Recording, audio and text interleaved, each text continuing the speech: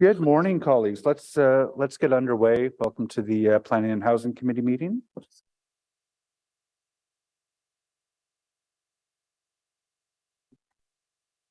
To start us off, I would just like to acknowledge that Ottawa is located on unceded territory of the Algonquin Anishinaabe Nation, whose culture and presence have nurtured and continue to nurture this land. Il est important de souligner que la ville d'Ottawa se trouve sur un territoire non cédé de la nation algonquine Anishinaabe, dont la culture et la présence sont enrichies et continuent d'enrichir ces terres. First, I'll just ask the committee clerk to do a roll call.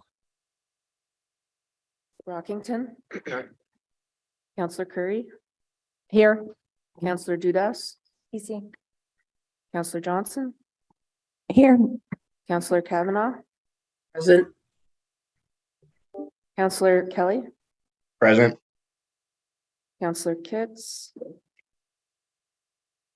Councillor Lowe. Here. Councillor Tierney. Councillor Troster. Here. Vice Chair Gower. Here. And Chair, you have quorum. Thank you very much.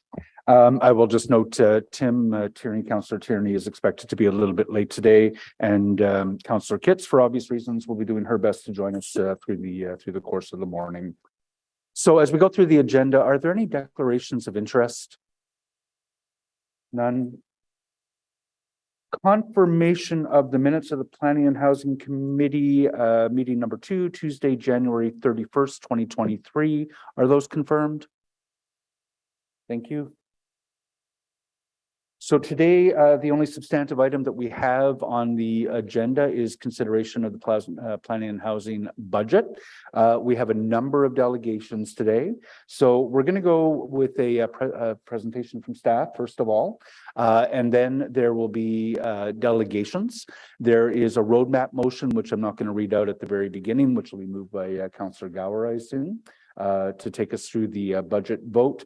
We also have a motion from Councillor Gower with respect to patio fees that I would ask to be made now. Okay, thanks, Chair. So whereas year-to-date temporary construction encroachment permit data is indicating a higher than anticipated permit issuance, and whereas staff believe, based on previous years and the strength of the state of the construction industry, that this account will have a year-end surplus. And whereas Council approved the waiver of patio fees due to COVID-19 in 2020, 2021, and 2022, and whereas a phased-in approach to reinstating patio fees would mitigate the cost to businesses in light of rising material and wage costs and continued economic instability, particularly in the downtown core, and whereas applying a 50% reduction for 2023 would allow for an appropriate phase-in to fully reinstated fees in 2024. Therefore, be it resolved that the summer monthly patio rate, the winter monthly patio rate, and the cafe seating per annum fee be reduced by 50% for a net budget impact of $135,000, and therefore be further resolved that the temporary encroachment revenue projection be increased by $135,000. Thank you very much. So that motion is essentially revenue neutral within its own budget, and so we won't have to find an offset for that one. So we'll vote on that one at the end with any other motions that come forward. So to kick us off then, I would ask Mr. Herwire, are you going to be starting us off? Don Herwire, take us through the presentation. Thank you. Thank you, chairs, members of committee. As mentioned, I'm Don Herwire. I'm the General Manager of Planning, Real Estate and Economic Development. And on my left today, Cyril Rogers will be presenting the draft 2023 Planning and Housing Committee budget. Before I turn it over to Cyril, I thought I'd just introduce the broader team that's here to answer any questions that committee members may have. We also have Isabel Jasmine, Deputy Treasurer from Finance online. Donna Gray, General Manager of Community and Social Services, is here with her team. Part of her team is Paul Levine, Acting Director of Housing, and Lauren Reeves, the Manager of Affordable Housing. So they're present to support committee today. Also present is David Wise, Economic Development and Long Range Planning. Court Curry, Right-of-Way, Heritage and Urban Design. Court's behind me. John Buck, Building Code Services, is online. Derek Moody, Planning Services is present. And to my right, Charmaine Forgy from our business support group. Gary Baker, excuse me, is online. And if there's any questions on the development charge front, Gary's here to support. So just in terms of the agenda today, we will be, as mentioned, going through the operating and capital budgets and in the end, recommending a budget to council. And just in terms of the areas of review, a quick, oh, sorry, I have to advance the slide. There they come. One more, yeah. So just a reminder in terms of the elements within the PRED and community services that are part of the budget today. It's includes our right-of-way, heritage and urban design. Planning services, which is the development review function, long-range planning, official plan, zoning, etc., building code services, and of course, affordable housing. So at this point, I think I'll turn it over to Cyril. Thank you, Don. Good morning, Chair, members of the Planning and Housing Committee. So I'm just going to go through an overview of the operating budget and capital budget. As Don just highlighted, the various service areas within this committee's budget is outlined above. Overall, the net requirement for Planning and Housing Committee budget is increasing by $10.9 million, which is a $1.3 million increase over the 2022 budget. Across the various service areas, you'll see that the right-of-way, heritage and urban design is seeing a reduction of $410,000. That is basically, there is the incremental costs associated with cost of living, collective agreements, incremental benefits, and inflationary pressures, but it's offset with incremental revenues from the user fees across that service area. For planning services, very similar type reasoning behind the reduction of $50,000 when you compare the year-over-year change in budget. So the incremental costs associated with cost of living adjustments, inflationary pressures, et cetera, are offset with the incremental revenue for this service area. Building code services, it shows zero. And the reason behind that, building code services have a different structure. So they're actually funded from the building code services reserves. So their net requirement year over year is contributed to or taken from the reserve to show that net zero change year over year. On the affordable housing side, this is the operating component. So that is showing the increase of 1.5 compared to 2022. And that's really driven from the housing long-range financial plan. In that plan, there's a commitment to grow our base year over year by $1 million. And then in addition to that, there's additional funding, which also includes an additional FTE to support affordable housing. On the long-range financial planning side, the $235,000 increase year over year is reflective of the change in terms of the cost of living and inflationary pressures. And there is some one-time funding in there for a employment survey that will be planned to be taking place in 2023. Next slide, please. The capital budget for this committee is $20.1 million for 2023. The two main components there, again, is the housing services contribution of $15 million. Again, this aligns to the long-range financial plan for housing. So that's that continuation of that plan. And the other big ticket item would be in the planning and development area, the $4.5 million. That investment is the continued investment in the replacement of our map system, which is being replaced by the land management system. Moving to the next slide. In terms of funding, the overall funding for this program is 53% or 10.5 is funded from our capital reserve programs or sources. We do have 3.6 million or 18% from a debt perspective. There is development charges of 1.5, and then the $4.5 million revenue source. That's the 4.5 million that I spoke to on the previous slide. That's funding that land management system, and that's being funded from the various fees within this portfolio. Next slide. So it's kind of a short presentation, but that's the end of the presentation.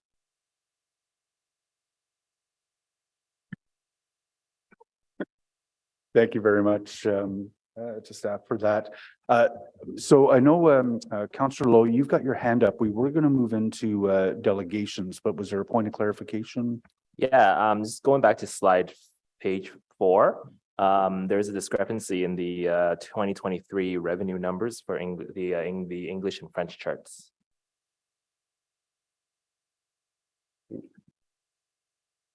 Through the chair, I'll get my staff to make sure we correct that, to make sure the right ones portrayed.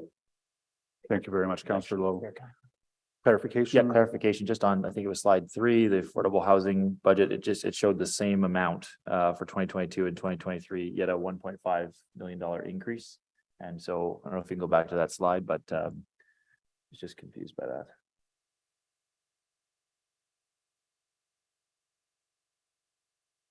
Again, my apologies. I'll make sure my staff corrects that and get that revised version out.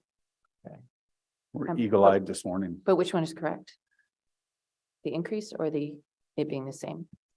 Sorry, yeah, you catch me off guard. So what you're seeing here is the 2023 expenses is in the column to the 9.2, so that's the total. We're not showing the change over. We don't show the 2022 in this chart here. Like the 20, you're comparing the 2023 expenses 9.2. That's the 2023. So we don't show the 2022 column before that. Okay, thank you. The net change is, you can reference in the detailed book. Thank you very much. So we'll turn now to delegations. We have 1, 2, 3, 4, 5, 6, 7, 8, 8 or 9 people who have registered to speak today. First, I'm going to ask Mike Bilthouse with the Ottawa Community Land Trust, and then Katie, you'll be next after Mike.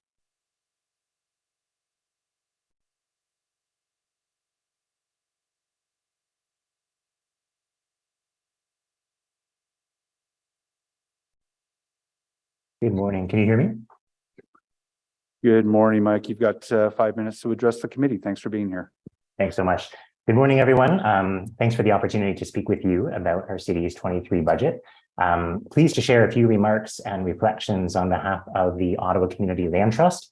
I've had the great pleasure of meeting with many of you, both councillors and staff, to introduce who we are, but just to recap, we're an incorporated nonprofit, a social enterprise pursuing innovative ways of trying to preserve housing affordability in the city by actually acquiring market-based affordable housing and leasing this to nonprofits.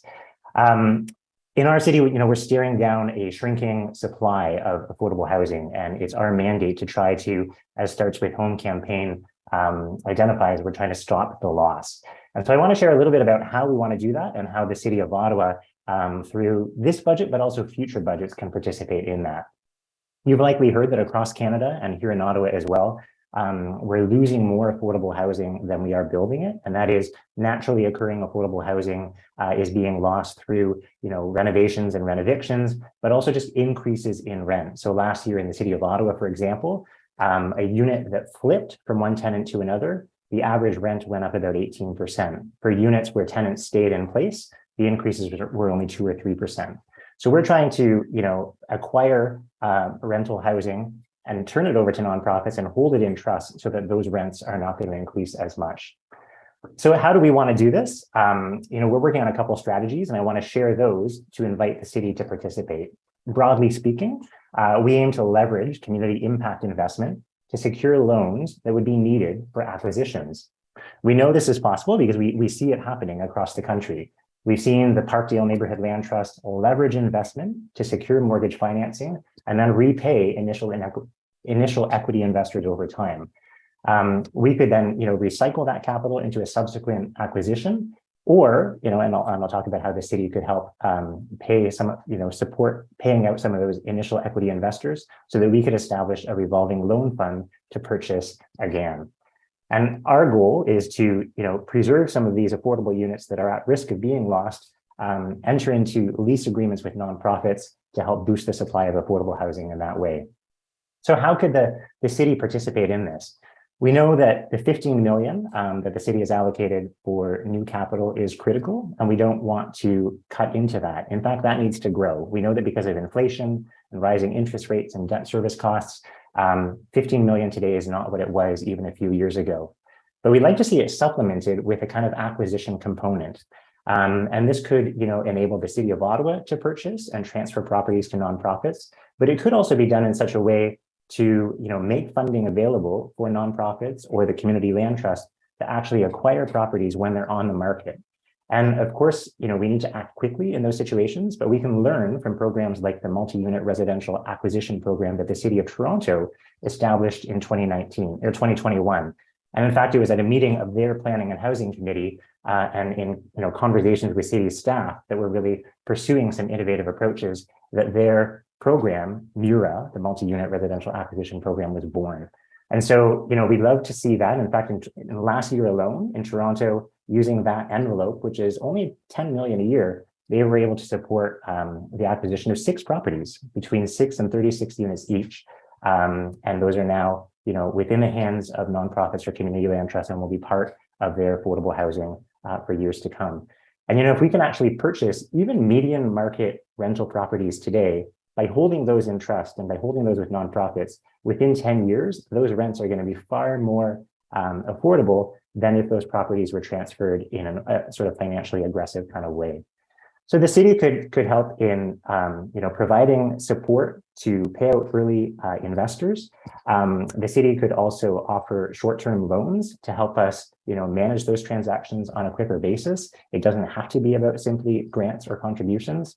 And of course, we know, and there's a lot of conversation about land. And I think we're seeing cities across North America increasingly recognizing that land is a public good, and transferring that to nonprofits or community land trusts can make affordable housing increase that much faster. In fact, there's legislation right now in front of New York City that would actually require the city to prioritize nonprofits or community land trusts when disposing of public land.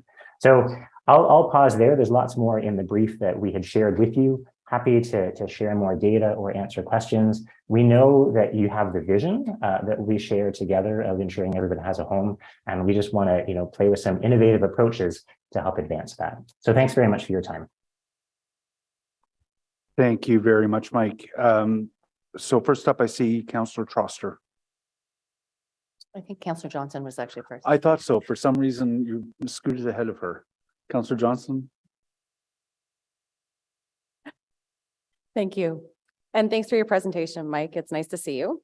I'd really like for you to expand on the idea. So, the city of Ottawa, what a land trust might offer, as you say, is this opportunity to allow the nonprofit sector to become a bigger leader, a bigger actor in the acquisition and leaseholding of nonprofit property. And then you ask about land transfers. And I think that inherently, sometimes cities might have a risk assessment of these actions that would prevent them from giving over land or giving over control or influence of affordable housing to anyone else, right? I mean, there is a shift here, a transfer of risk. So could you help expand on what the opportunities are for transferring risk for the city so that we know what we're getting in return? What kinds of administrative responsibilities would we be transferring to a land trust? What kind of, organization or coalescing responsibilities would we be transferring to the land trust that would help us understand the trade-offs of that risk? No, thanks so much for the question and for your interest in this work. I think that, to start, I would say that the transfer of land provides, perhaps in this particular economic climate, a more affordable way for the city. So to start, a more affordable way for the city to help grow and expand its ambition and our collective ambition around the development of affordable housing. So I think that, that's sort of a first kind of message in this particular economic climate that we have. The land trust would have the capacity, or nonprofits would have the capacity to engage with community, hold that land, and ensure that the value that land always had as a public good continues to serve the public by and we can talk about the development process, but the development and provision of affordable housing. And B, we know that provision would help reduce other kinds of expenditures in meeting social need and ensuring the well-being of those populations. So I think that there's an economic benefit that is both kind of immediate, but also down the road. The land trust by nature of our constitution and our mandate means that we would hold that land in perpetuity. So even if there was an inability on day one or day two to bring together the resources to develop that property, the land trust would actually have the ability to hold that, take the time that's necessary to work with nonprofits or others, and flesh out what the development concept for that particular property would be. So I think that, it's allowing the city to achieve an early kind of win without risking a long-term change in political aspirations or political will, because the land trust, and it's protected by nature of who we are in our constitution and our bylaws. That's a protected investment that would be actually transferred over. And you'll see, and there's research coming that the Alliance and others have been putting together that shows that, and I think we all know that by making land available, either as a direct transfer at no cost or a low cost, or even, and I think 99-year leases also allow for this, that reduces the development cost by 25%. And so again, it would help. It would be another tool, I think, to kind of enable the development of affordable and perhaps even deeply affordable, if we can stack other programs on top of that, deeply affordable housing. Thank you for that. And I wonder, as a follow-up, please, Mr. Chair, if you can describe for us what does the Land Trust achieve, given that we have a Crown corporation that also provides affordable housing, and we may think, or we may presume that we're doing all of our best work through Ottawa Community Housing, and they do fabulous work.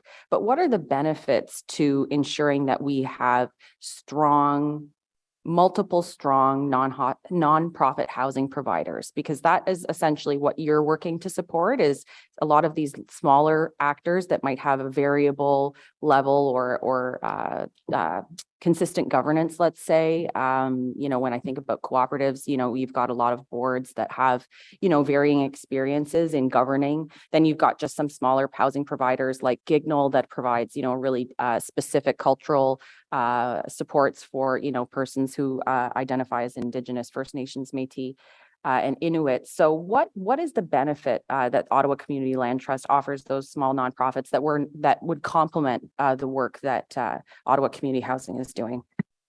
It's a great question, and I think Ottawa Community Housing is such a critical player in our community, and I'm so grateful for the scaling that they've been able to do and that they will continue to do in their development projects. I think that the Community Land Trust offers a way to concentrate some development expertise within a community-based organization that would allow in particular, some smaller nonprofits that are serving various populations. I mean, you mentioned Indigenous, it could be newcomer populations, it could be young people, various populations. These organizations might not have the capacity or experience to acquire land or housing or develop housing.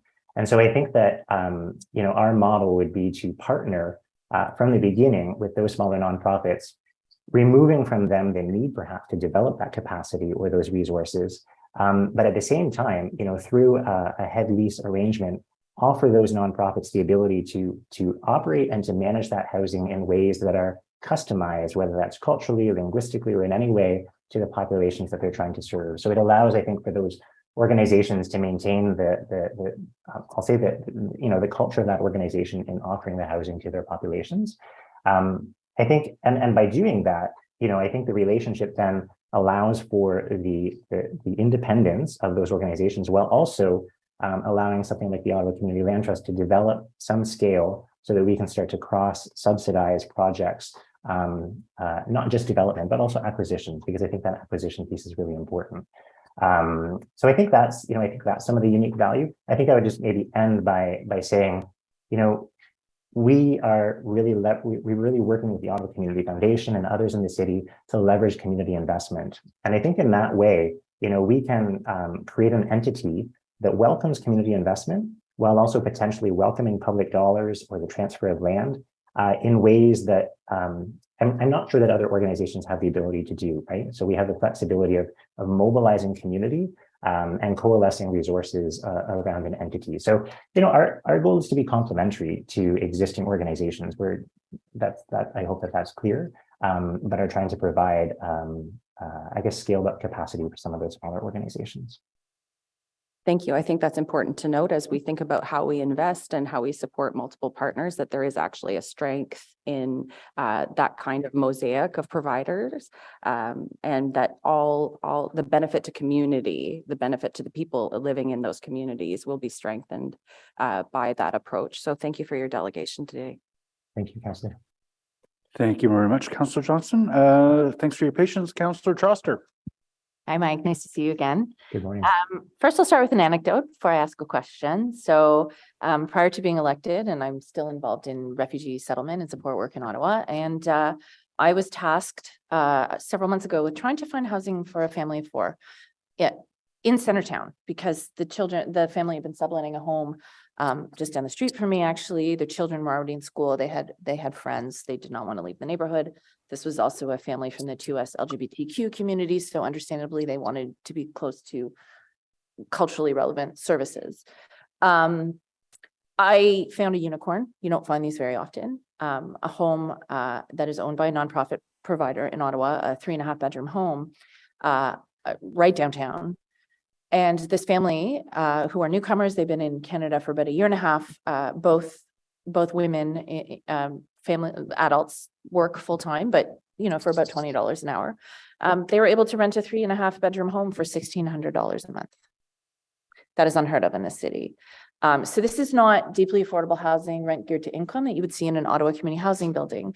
This is the kind of housing that we call the missing middle, that allows families, often with 2 income owners, to be able to have a good life in this city. And I wish that this is something I could reproduce over and over and over again. Another story I'll tell you is through the hours and hours of door knocking during the campaign, I frequently met people in the same building who had a differential in rent of $1,000 or more for exactly the same apartment. And the only difference was that the people with the lower rent moved in a couple of years ago. The people with the higher rent moved in later, and we have no provincial tenancy control. So there's not only do we not have rent control for buildings that were built after 2018, there's absolutely no regulation that prevents a landlord from jacking the rent to whatever level he or she chooses between tenants. And so what I heard over and over and over again was people who either felt that they couldn't upsize or they couldn't downsize. Families that are overhoused, seniors who maybe have a home or an apartment that's too big for them, but if they downsized, it would actually be a lot more expensive. And then also families, a couple living in a 1-bedroom that really wanted to have a kid. But again, even just trying to get a 2nd bedroom would cost another $1,000 or $1,500 a month. So thank you for indulging me. But Mike, I'm wondering if you could speak to how an investment in the Community Land Trust might be able to help solve this problem. Because I think it downtown, absolutely, and across the city. Thanks so much. I mean, the others are fine. I think that there's a report from the Canada Standards Association, somewhat of an unusual source in my mind, but that I mentioned in the brief that we shared, that talks about how acquisitions really don't form. There's no real funding program at any level of government.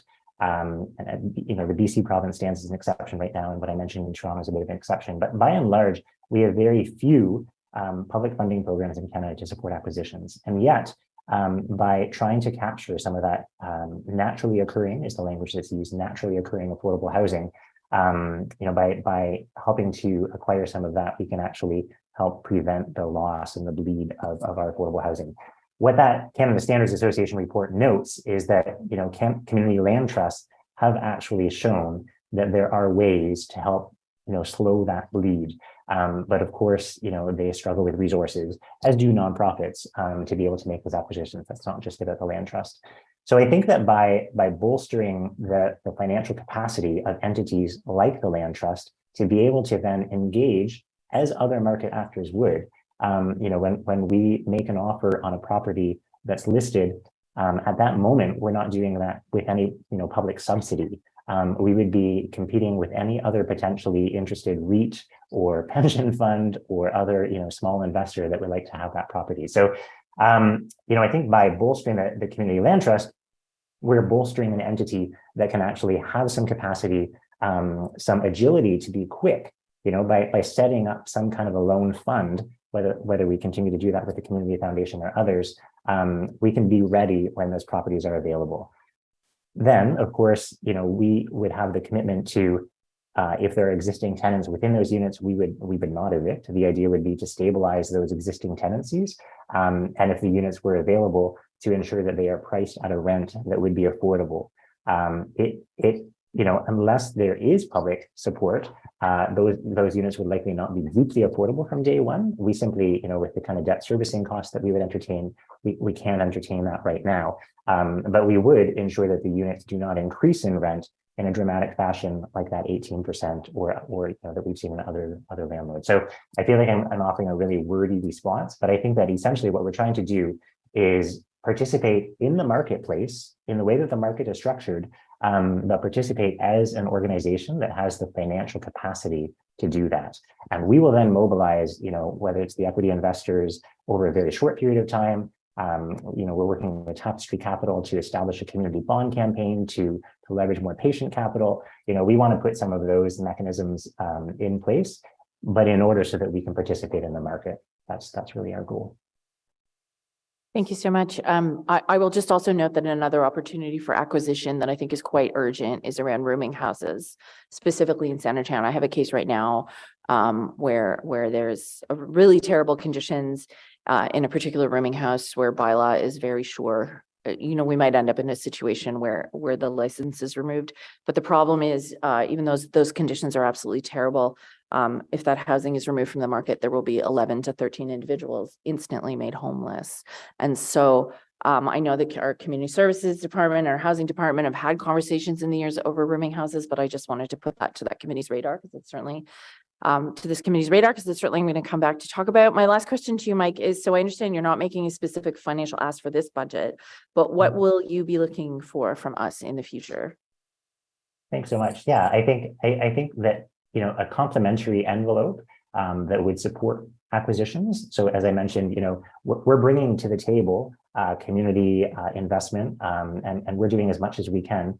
But we can go deeper, we can go wider in terms of more acquisitions, and we can achieve a deeper level of affordability with city support for those acquisitions. So that could come in the form of grants, it could come in the form of short-term loans to help us acquire, it could come in the form of forgivable loans, or it could come in the form of land, which we mentioned. So I think that as we work towards 2024, I think that, and we're hearing it, whether it's Scotiabank or others, we need to double our ambition.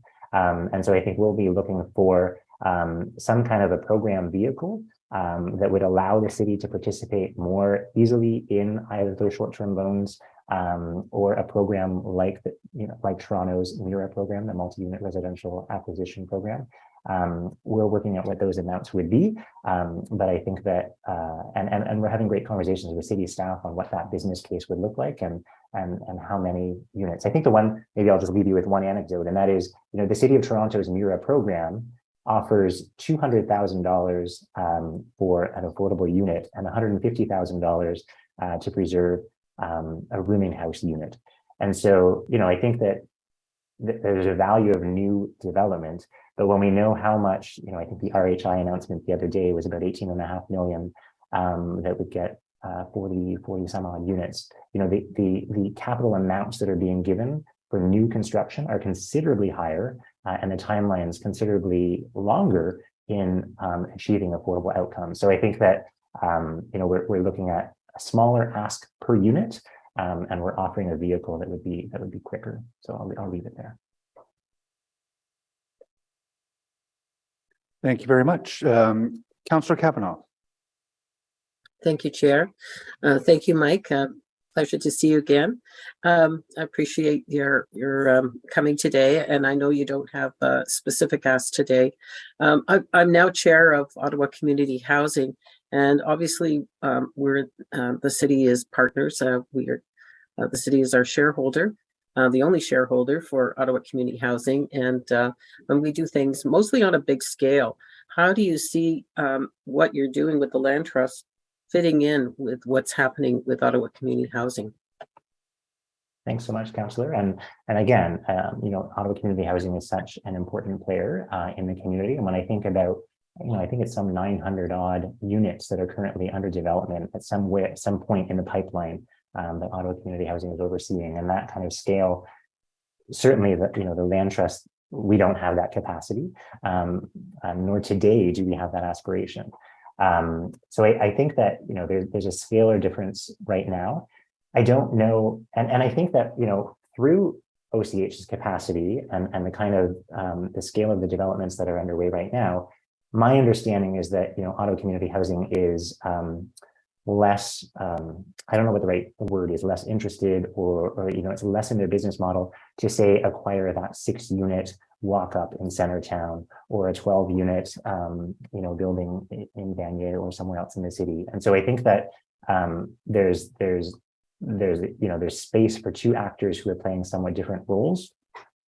On the idea of if the land trust or other nonprofits were to receive land, I think at this point, and we've had great conversations with OCH, senior management as well, we have a lot that we can learn from OCH. And I think that OCH can share its capacity and its expertise in development to help grow, whether it's a particular nonprofit developer or the land trust in its own development project. So I think that, I think it's important that we have a sector with multiple strong community-based organizations. And I think it's also, probably fair to acknowledge that even OCH has its own limitations and capacity, right? In terms of, I don't know that any organization could at one time envisage 20 or 30 different developments at the same time. So I think what we're also trying to say is, we are offering another path to help the community scale up its provision of affordable housing more quickly. So, we have a lot to learn from Ottawa Community Housing. And I think that we want to walk a path where we play complementary but different roles. Yeah, I appreciate that. And don't get me wrong, I'm not saying that there's no room for other players because, we need a lot of affordable housing, and it can't be all done at once by one organization. There might be other things that are happening at the same time. Have you looked at approaching things like faith-based groups or clubs or others that have land holdings that are their enrollments or populations are dwindling? Is that part of it as well? Because I see those things happening across the city. Are you specifically looking at government lands, or what do you, is that part of it? Yeah, that's a great question. I think that right now, we're such a young organization that's certainly on our radar, and there's an openness to that. I wouldn't say that we have made any specific pitches or asks to, a faith-based organization or another group that has land or property that they're looking to make available. There's some amazing examples. I think earlier this week, a faith-based community in Ottawa presented on a project that they're working on with a nonprofit provider, and I don't want to get into details. So I think some of those relationships are happening, and if we can support those and learn from them at this point, I think we would. I guess my answer is absolutely yes. We would love to entertain those ideas, and I think that as we grow out our capacity and our model, we will increasingly seek out those opportunities as well, if we can play a valuable role to help, whether it's a faith group or another community, realize its aspirations to contribute to affordable housing solutions. So, the answer is yes, in the sense of absolutely open and excited about those possibilities. And capital, are you eventually, I know you're not asking anything today, but where are you looking for the capital? Yeah, I think we're really still working that out. So I think that, we are growing in addition to, leveraging equity, leveraging community investment. We are looking to establish with the foundation a fund where folks could make contributions, and we would be absolutely interested in growing that fund that could provide a source of capital that may either be in the form of forgivable loans or outright contributions. And so that's, I think, one space. And I think that, right now we're really looking to kind of grow that space. I think we're hearing that there is a philanthropic community in this city that really wants to be a bigger partner in achieving solutions to affordable housing. So I think that's a key space, and I think that's where our focus is right now on sort of tapping into a space that hasn't been leveraged to the same degree here in Ottawa. And down the road, no doubt we will seek out capital in the same spaces that nonprofits are, but always in collaboration. I mean, we would never develop a property for ourselves to manage. It would always be in partnership with a nonprofit, and so we would support their request or their seeking out of capital. When you're talking about nonprofits, does that include co-op housing? Absolutely. Thank you for actually clarifying that, because yeah, absolutely. We our aspiration would be to establish lease arrangements with both co-ops and nonprofit housing providers. Thank you. Okay, thank you very much. Thank you very much, Councillor Kavanaugh. Mike, I don't see any further questions from members for you, so thank you very much for your delegation today. Burkholder Harris with the Alliance to End Homelessness is with us here in the room. Come on up, Katie. And after Katie, Valerie Wright and Lynn Markell with the Council on Aging will be following this delegation. Good morning. I know you know the rules. You have 5 minutes to make a delegation to committee. There we go. Good morning. Thank you so much, Chair and committee members, for having me here. As you said, my name is Katie. I'm the Executive Director of the Alliance to End Homelessness in Ottawa. We represent over 70 agencies and partners in the housing and homelessness sector, and we're all working together to end homelessness, as is this council. I want to start by saying that homelessness is not inevitable, and there are solutions to this crisis. Across the country and the world, we have seen communities reduce homelessness and end it altogether. We know that affordable nonprofit housing is at the core of the solution. You're probably going to hear that message a lot today. Mass homelessness is a relatively new phenomenon. In the 60s and 70s, Canada produced almost 20,000 affordable nonprofit units every year. As funding decreased for this type of housing stock, mass homelessness developed. For the past 50 years, we have predominantly relied on the private market to resolve this housing crisis. As Councillor Troster said, that's not working. Housing has become a commodity. 1 in 5 buyers in the market is an investor. Potential first-time home buyers are increasingly forced into the rental market, driving up rental prices for all. The average market rent in Ottawa today for a 1-bedroom apartment is $2,000. Clearly, relying on the private market alone is not going to work. The fallout from the housing crisis means that as a city, we spend $30 million on emergency shelter costs every year. People experiencing homelessness who engage with police cost roughly $25 million a year. We spend over $15 million a year on keeping people in hotels because there is not enough affordable housing. Ending the housing crisis in our cities means that we invest at least as much money in solutions. We do this knowing that in the long term, costs go down because providing housing is far less expensive than managing homelessness. In order to make our city affordable, the smartest capital investment we can make is in nonprofit housing. This simply means housing that is set apart from the private market, where there is no profit motive. It includes everything from supportive housing to co-ops. Rental costs are tied to an individual's income rather than average market rent, ensuring that a household only pays 30% of their income on rent.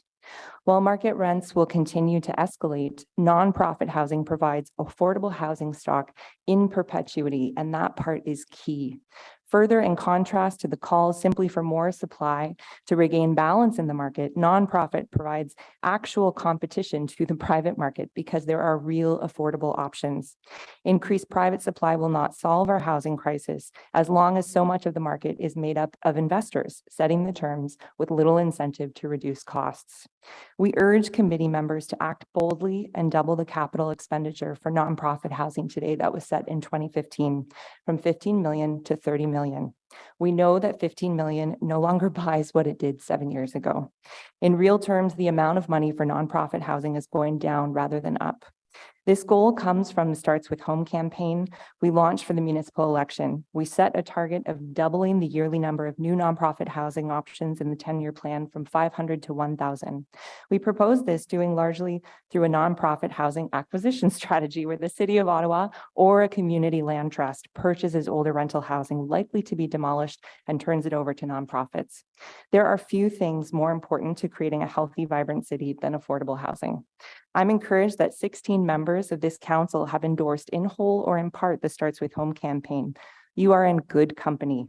With over 160 endorsing organizations, the broad-based support demonstrates that nonprofit housing is no longer thought of as a social service sector issue alone, but foundational to making our city livable. Small business groups such as the Board of Trade and Ottawa Coalition of BIAs supported it because if you can't afford to live here, you can't work here either. Hospitals endorsed it because hallway medicine is largely due to people unable to leave because they have no affordable home to go to. Seniors advocacy groups endorsed because there are no affordable housing options in their neighborhood as they look to downsize and want to age in place. Community associations endorsed because members increasingly see visible homelessness. Oh boy, 1 minute. And school boards endorsed because kids are going to school hungry when parents have to choose between rent and food. I encourage you to think in terms of an 8-year timeline rather than a 4-year timeline. Given the new faces around council, most of you will be here in 8 years. We can get a lot of housing built in 8 years. In the new Rapid Housing Initiative funding for Ottawa announced this week, as well as a rejigging of the National Housing Strategy to target smarter nonprofit housing, and an increasing level of public will is there to tackle this housing crisis seriously. We can do so much better. We've seen better and we've done better in the past when Canada did not have mass homelessness. The difference is that we invested deeply in affordable nonprofit rental housing. I urge you to increase our city's investments towards nonprofit housing also. It is cheaper, smarter, and more compassionate to invest in making sure that everyone in our community has a home. Thank you. Thank you very much. First up with questions for you, and there are a number of councillors with questions. Thank you for joining us, Councillor Menard. Thank you very much, Chair, and thanks for being here. I wanted to ask a series of questions around this topic. What do you think was the #1 priority in the last municipal election? I do think housing was it, potentially housing, climate change, and transit, probably in a tie. But in terms of very lived impacts right now, people's crisis of housing, I think, is affecting so many folks. Yeah, I'd agree with you. And I think the polling that was done in that election agreed with that as well. How many councillors do you think out of the candidates ran on a priority of increasing this particular budget item? So we did have 16 councillors endorse in part or in whole. 11 councillors endorsed entirely. The whole Starts with Home platform, and 5 endorsed partially. And of the comments from those who endorsed partially, I think actually if we sat down at a table and hashed it out, we probably agree in whole. So I think there is widespread support, and beyond the campaign, I would say this council and what I've heard and seen, there is widespread commitment from council to see the affordable housing crisis dealt with. And why do you think that this is one of the only budget line items in the city, on the capital side anyway, that sees a 0% increase every year when we're seeing 2.5 or more for other line items? I wish I could say why that's exactly the case. I don't think there's any silver bullets, but affordable housing is as close as we can get to one. And I say that with the caveat of it affects every area of our lives. So when you look at other costs that we're spending on crisis management, often related to housing crisis and homelessness, we are significantly spending more on those short-term solutions than we are in long-term solutions. My gut would say it just takes time to build housing. I get that. That's why nonprofit acquisition is so critical. That number, I think everyone has drilled into their minds of 1 to 7, we're losing so much faster than we can build, is really critical. So I do think that may be part of it. It is really hard to see that be a goal when you don't necessarily get to see in the next 2 years or 3 years a result from that. So I guess safe to say, and confirm this for me, I guess, that the budget around affordable housing for new capital dollars and builds wouldn't be reflective of both the public sentiment that we've seen, nor the councillor sentiment, nor the electoral sentiment of candidates who ran and lost or ran and won. Likely not reflective in this budget of what the city wants. Yes, I would agree with that. And I would also add Scotiabank recently sent a report saying that we need to double our nonprofit housing investments. This is a narrative that has shifted in the last number of years because I think as a country, we recognize how serious this issue is. So I would also add that that there is widespread support for that. And all of you have had calls on a Friday afternoon at 4 p.m. from a family ready to be evicted. I know your staffers deal with that. I hear from your staffers on that. And I beg of you, please invest in the most critical component that will get us long-term help so that we do not have to have that happen. Okay, thank you, Chair. Thank you very much, Councillor Menard. Councillor Troster? Hi, Katie. Thank you so much for being here. You mentioned very briefly that it is cheaper to provide housing than to allow homelessness to continue. I'm wondering if you could elaborate on that and tell us why. So I think in general, I mean, a key part of this, there's sort of two ends of the spectrum. Let's think of people who have very significant high needs, and then let's think of people who are falling into the shelter system, may not be staying there as long, and actually could probably self-resolve. We've seen a pretty significant chunk who can do that, resolve quite quickly, kind of in a 2 to 3 week range. But for people at the high end of the spectrum, we are seeing them getting stuck. And they consume about 20%, or they are about 15 to 20% of the homeless population, but they often use about 80% of the resources. So supportive housing is desperately needed there.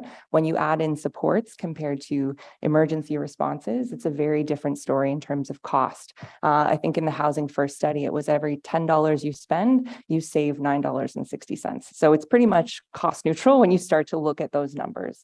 On the other end of the spectrum, you know, any shelter stay or somebody staying even for a night or a week, hotels cost $3,000 a month, as we all know. For people who often may be working, they're getting up out of a shelter bed, they're going to work in the morning, and they don't need to be in shelter. They could be housed probably with rent subsidies in the private market, but those rents in the private market are driving up in part because we don't have enough competition from the nonprofit sector.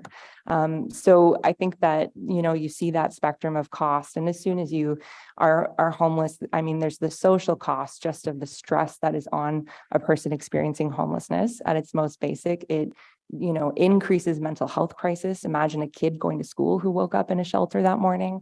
You're looking at food insecurity. It can change the trajectory of someone's life. And when I think about the number of folks on that lower end of the spectrum, they never needed to get to shelter. If we think about our system as a last minute system, we are spending so much more money, but they never needed to hit the shelter system. We can do so much better on the prevention side to alleviate the stress on our current system as well. Thank you. And I will share, there are families that live in shelters that go to my daughter's school, and there were a number of them that had to delay the start of school by a couple of weeks because the school board couldn't figure out how to get a school bus to the motel shelters. Yeah. So, I mean, this is a small example of even just the learning loss that occurs. I also wanted to share a statistic that I thought was actually absolutely mind-blowing from Options by Town that provides supportive housing to formerly chronically homeless individuals in Ottawa. They have a 94% success rate in keeping formerly chronically individuals housed after 2 years.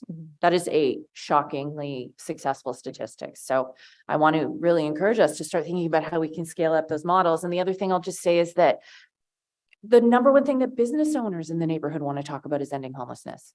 Every single one of the executive directors of the 5 BIAs that I sit on in Somerset Ward, it is their number one concern because they are not social workers, they are not addiction workers, they are not homelessness outreach workers, and they are doing this work because of the individuals who they're dealing with in and around their businesses. And so their demand is also very strong for a bigger investment.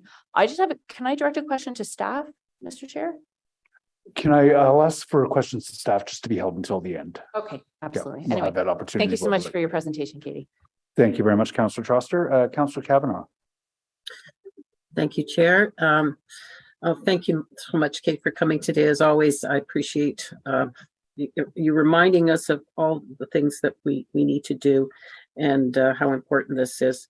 I think there's still a lack of understanding about what affordable housing means, and in terms of deeply affordable housing and what CMHC calls affordable housing, and it concerns me.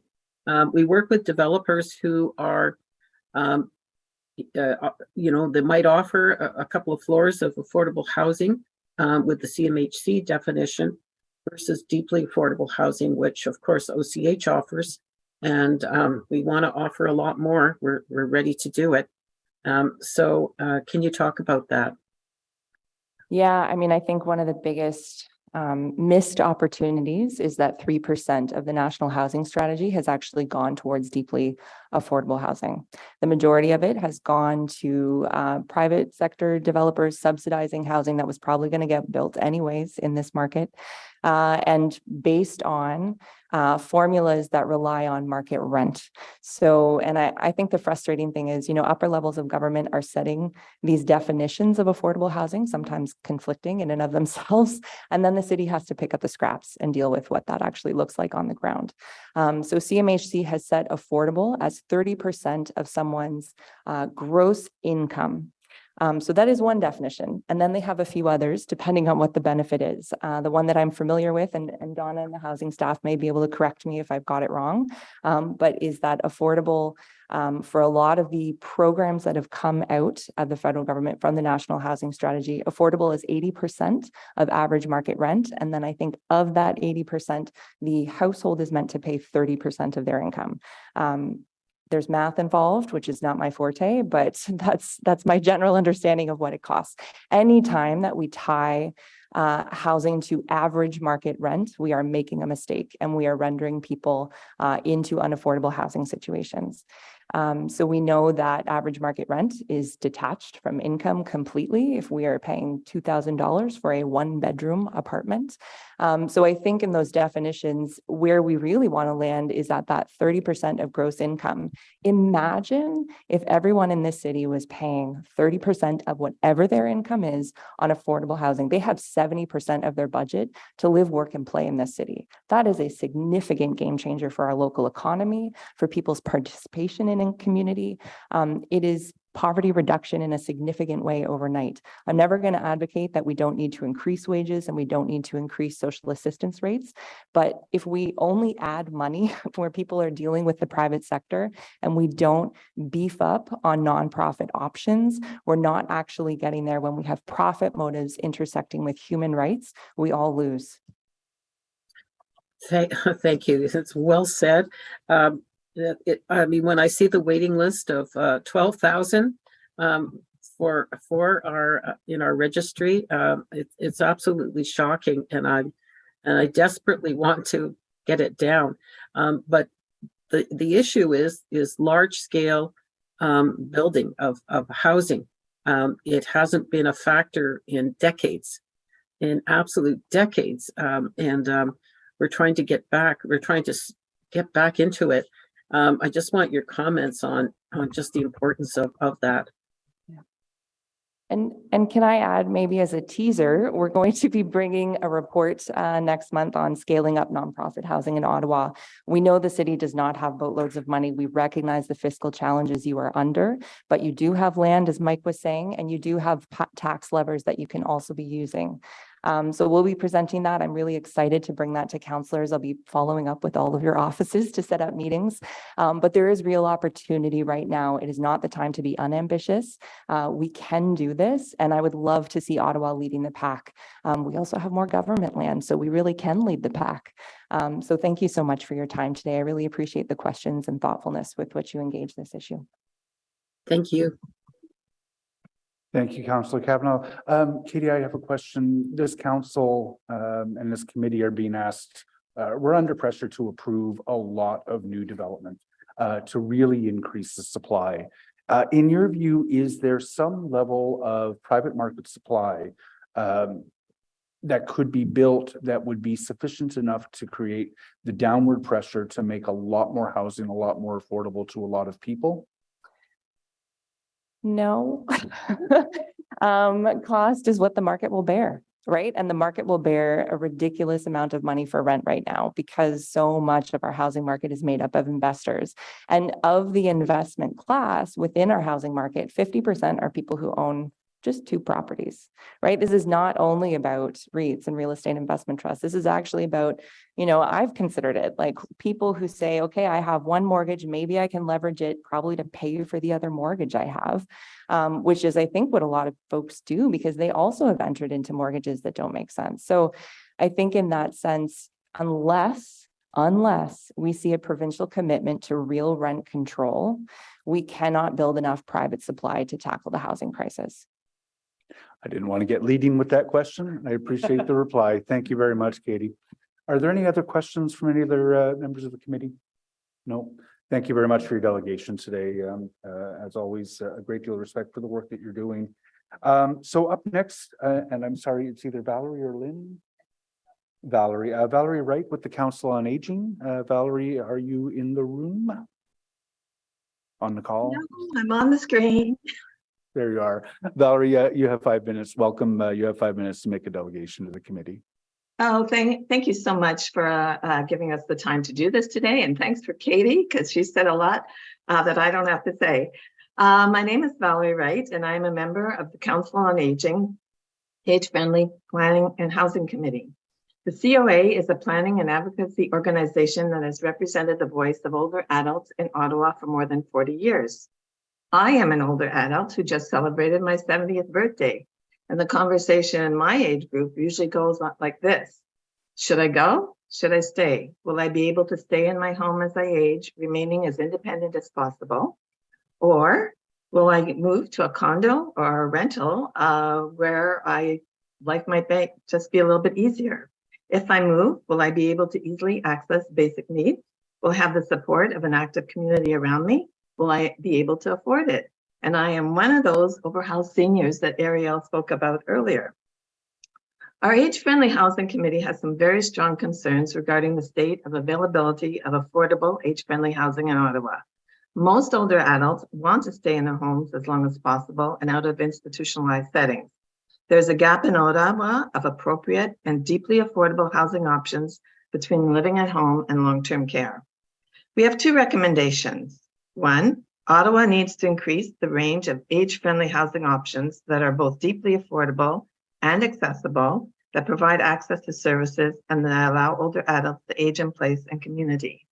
And number 2, Ottawa needs to encourage and invest in innovative building models that incorporate age-friendly design, encourages connections and relationships across a range of ages, income levels, and backgrounds, and helps to meet the housing needs across a person's lifespan. How do we do this? The municipal budget must provide funding this year to increase affordable housing to 1,000 more households and targeting as a minimum 18% of this to new affordable renting housing for older adults. This percentage should be increased annually so as to reach 25% by 2036. To achieve these goals, we have one recommendation that capital expenditures be increased from 15 million to 30 million a year, beginning this year, to help build social housing. A home is more than 4 walls, and older adults in Ottawa are a very diverse demographic. Investments are needed in innovative housing models, such as naturally occurring retirement communities with supportive services programs, NORCs for short, multi-generational housing, co-living, co-ops, affordable retirement, and assisted living residences. We are very pleased to say that working with Teresa Kavanagh, we are getting Ottawa's first official NORC SSP established at Ambleside Drive. Accessibility is a key factor to being able to live safely in one's home as one ages. Approval for new builds should incorporate the principles of universal design and ensure 20% of all retrofit units be accessible, not to mention how innovations in technology will make it easier for older adults to stay at home. Why? Ottawa's over 65 population will see significant growth in the next decade and expected to reach 25% by 2035. Current housing options are financially difficult for and out of reach for many older adults with low to moderate fixed incomes. That's under $70,000. 25% of older Ottawans are renters, with 54% of those spending 50% of their income on housing. The social housing waiting list for available housing is over 12,000, with seniors making up over 40% on this list. Housing is a basic right. Also, the World Health Organization recognized Ottawa as working to become an age-friendly city in 2011. Some 12 years later, it is critical to expand and renew our efforts to achieve that. And housing is one of the 8 domains. As a side note, the Council of Aging is advocating for the creation of an older adult advisory committee at City Hall to work towards some of these goals. The benefits, there are many, but the evidence is clear. It is more cost effective in the long run for the city and better for the health and quality of older adults and their families to enable older people to live in their own community as long as possible. In conclusion, we'd like to see an increase in the capital budget to 30 million, a target of 18% of all new social housing for older adults, investments in innovative housing models, and incorporation of the principles of universal design. Affordable housing is needed not just for older adults, but for households and families of all types and sizes. The decisions made will impact the quality of life in my age group as we move on to the next stage of our lives. Thank you so much for your kind attention. Valerie, thank you very much. I know members have some questions for you, starting with Councillor Kavanagh. Hi, Valerie. Thanks very much for coming out today. Very much appreciate it and appreciate your advocacy for seniors. It's I don't think people think of seniors as being in need because we think of baby boomers as doing well, but there of course is a lot of seniors out there that are on fixed incomes that are quite low. And I've seen it in our ward, I've seen it throughout. I'm pleased to say that Ottawa Community Housing has senior buildings. And I wanted to ask you about accessibility because it's not necessarily, from what I've learned, it's not necessarily fully accessible, necessarily like for a wheelchair, but as people age, you need certain features in buildings to make sure that they can stay aging in place, which is a program, by the way, that Ottawa Community Housing has, which is the equivalent of what we've talked about for Ambleside, which is the NORAC program, Naturally Occurring Retirement Communities. So I just want to ask you a bit about that. I'm not an expert, but there are some features that would make staying at home much more likely that a senior will stay healthy, such as a walk-in shower. Tubs are very, very dangerous and get more dangerous as you age. And other simple things like levers on doors instead of knobs. People with arthritis can't turn knobs, kind of thing. And just lower cupboards, that kind of thing. It's not a costly item when you incorporate it into new builds. These features are not very costly. It's when you already live in a house and then need to do renovations. And accessibility is not just for seniors. There are many, many people out there with disabilities who would work much better in a home with accessible features. Thank you. And I appreciate you reminding us that seniors are, you said 40% are a big component in those who need affordability. I advocate very strongly for families, of course, too, but it's a good reminder as we age. And we do too. We're not looking at us as the sole group that needs assistance. We're there. We want affordable housing for everyone because the society is just so much healthier when everyone has a safe place to go home at night, rest their head, turn on their TV and have a good meal. Mental health, social health are all determined by having a safe place to live. Okay. Thank you very much. Take care. Thank you.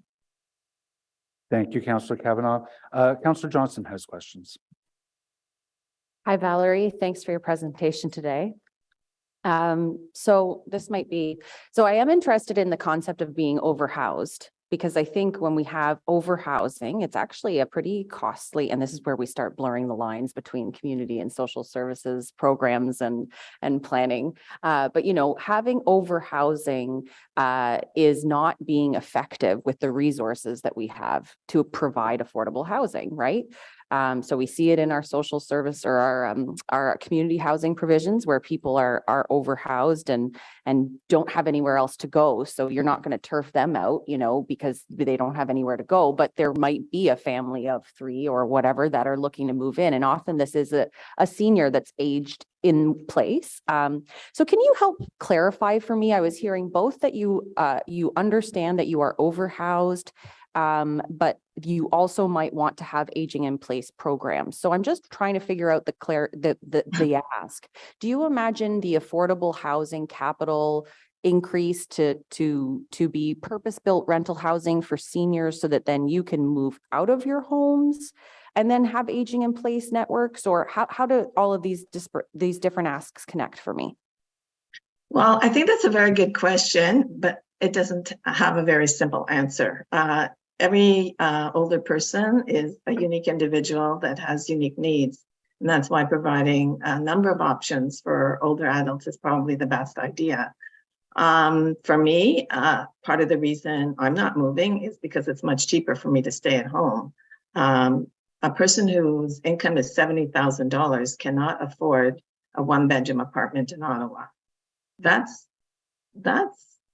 kind of, when you see an income, a senior on a fixed income of $40,000 or $45,000, they can't move. They have to stay put.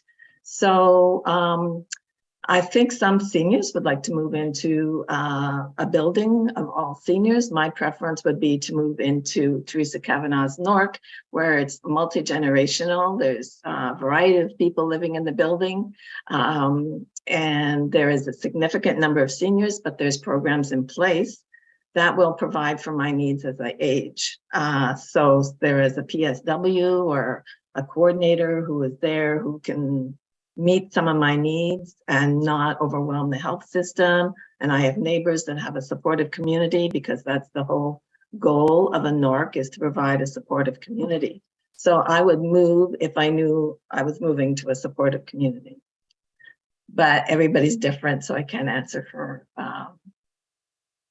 every single older person.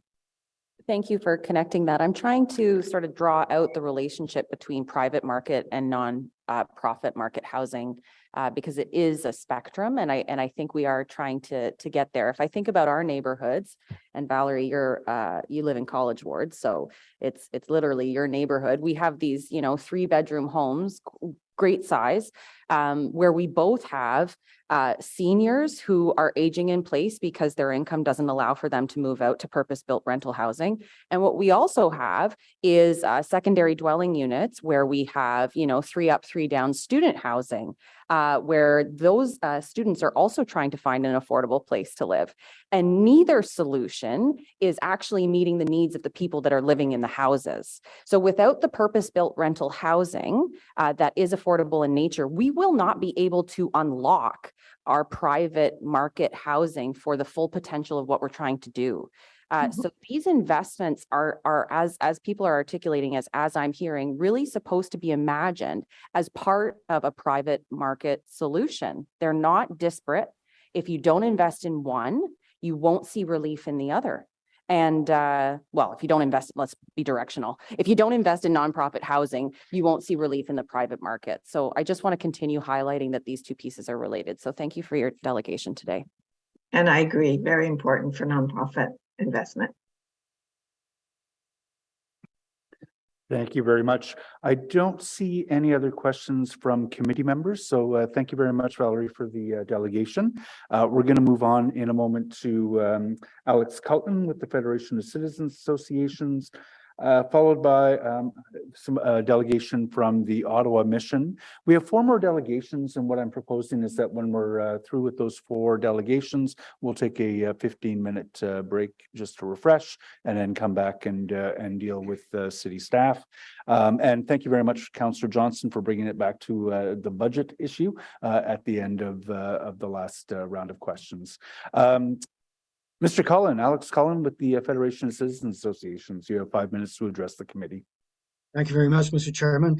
Yes, I am here on behalf of the Federation of Citizens Associations. I think many of you are familiar with the FCA. We have 70 community groups who are members of our association, and we're in every ward except 2 in the city of Ottawa. And I can tell you that we hold monthly meetings, and during my time as president, I'm now the past president, one of the issues that came forward at our open mic sessions on a very frequent basis was Committee of Adjustment. You're dealing with Committee of Adjustment's budget today, and that's why I'm here to address these issues that have been raised by the community. So when these issues were being raised by the community about the opaqueness of the process, their difficulties in participating in the process, we just didn't accept the complaints. We actually held a workshop with Committee of Adjustment. Michelle Belmar, the Secretary Treasurer, was there. Scott Hindle, one of the panel members, was there. We had a panel of people from different wards, from communities that participate in the process to get a better understanding of how the system worked and what best practices. That led to a second workshop that looked at, okay, how can we make this process work better for everybody involved? We also participated in the recent KPMG operational review. You'll hear from Committee of Adjustment on the outcomes of that operational review. We did participate in that. We support most of the recommendations that are going forward. They have because of the workload, the additional workload at a Committee of Adjustment, as more of the city's growth goals are going to be accommodated by intensification, you will hear from Committee of Adjustment asking for resources to accommodate a 4th panel to deal with that workload. Well, so what's the issue with the workload? Clearly, there's more applications coming forward, but if people don't understand how the process works, then there are more hearings, more disputes. And what we're recommending are some simple measures that will help make the process more transparent. And in particular, as you know, the Committee of Adjustment is a city committee delegated by council to deal with minor variances, consents, severances. It has 4 tests under the Planning Act to evaluate every application that comes through. Is it consistent with the city's official plan? Is it consistent with the provisions of the zoning bylaw? Is it good planning? And is it minor? Planning staff, your own city planning staff, provide the advice to Committee of Adjustment. Committee of Adjustment has no planning staff of their own. And often when the application comes through to Committee of Adjustment, the report from planning staff is no objection. That is not helpful to the community. Here you have an application for Committee of Adjustment, something happening in the community. You get to go to the file to see the drawings. You would like to talk to a city planner to better understand what Committee of Adjustment will deal with. That's a feature that should be embedded in the process. But you would also like to understand what's the rationale from planning staff when they say no objection. Well, what is the rationale under the official plan? What is the rationale under the zoning bylaw? What's the rationale under good planning? The city has infill guidelines that are supposed to be respected, so let's hear about that.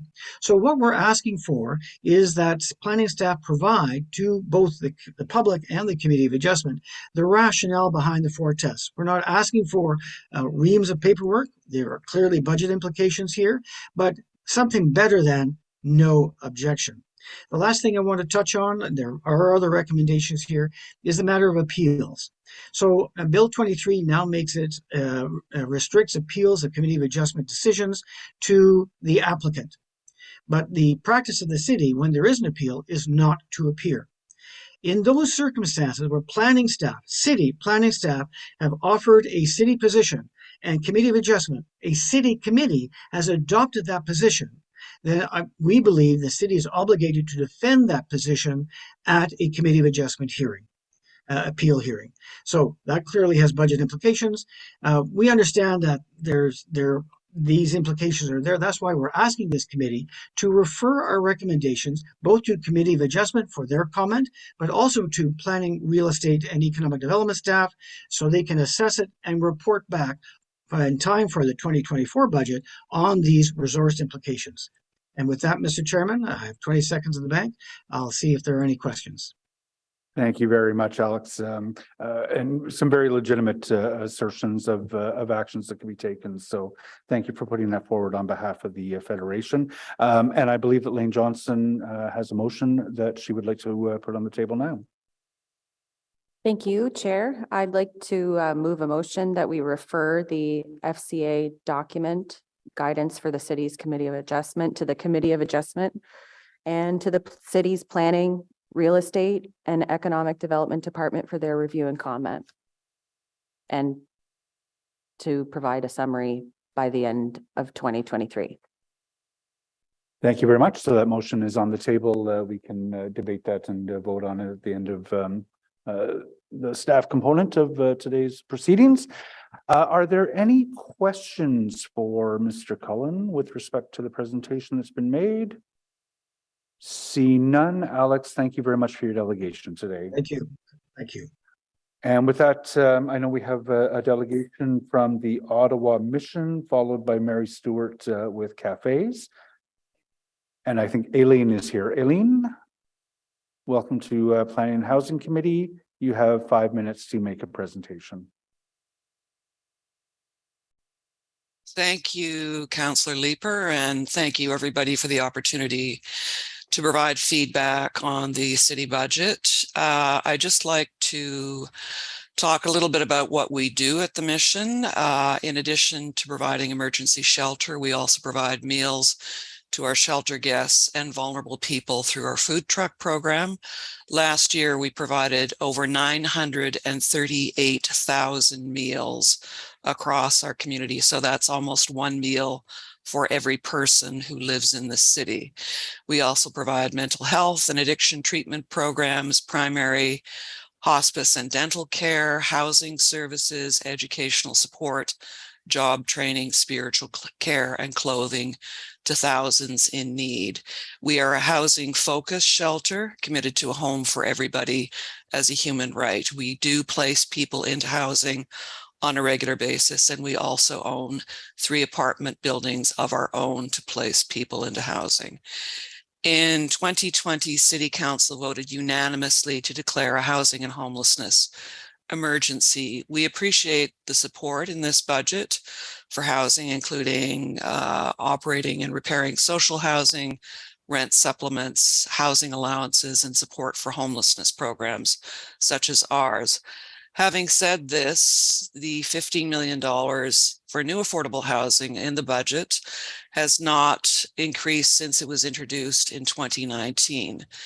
We're concerned by this because, as we've discussed before, for every 1 unit of affordable housing built in Ottawa, 7 are lost. Average rents have increased more than 14% in 2022. So for smaller units, that's just over $1,500 a month. And for larger units, such as 3 bedrooms, it's almost $2,400 a month. So there is very little to no affordable housing in Ottawa. Given the pandemic, inflation, and other factors, many people are turning to food banks and meal programs such as ours in order to pay their rent. Another indication of the fact that there is no affordable housing in this town is the fact that 10% of people who live in emergency shelters such as ours are working. We appreciate and are actually very grateful for the city support of Ottawa Community Housing, with whom we partner on a regular basis to place clients into permanent housing, and also through our food truck program with stops at OCH buildings.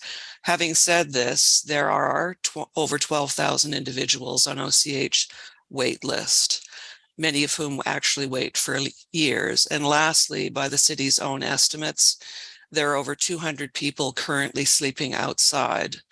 This is unsafe at any time, but in the winter time, it's a public health emergency.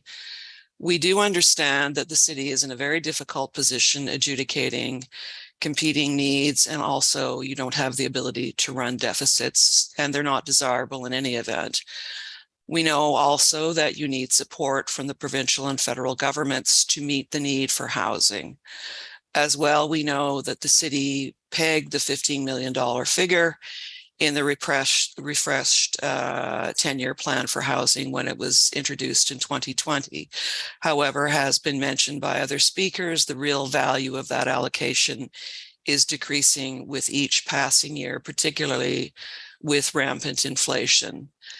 So given that the total city budget has increased year over year since 2019 and is now more than $5 billion, we urge this committee and city council to increase the allocation for new affordable housing from 15 to at least $20 million, if not more. The poll mentioned earlier by Councillor Menard, 83% of people in Ottawa want new affordable housing in this town, and they want action, urgent action on homelessness. And I know that the $4.5 million allocated for community safety, health, and well-being is not part of your individual budget. And we are grateful for this new money, but given the impact of the pandemic, the ongoing homelessness and opioid emergencies, inflation, and other factors, we urge City Council as a whole to increase this funding allocation to reflect the new need for support, including new supportive housing. And with that, I'd be happy to answer any of your questions. Thank you very much, Eileen. First up, I see Councillor Kavanaugh has questions for you.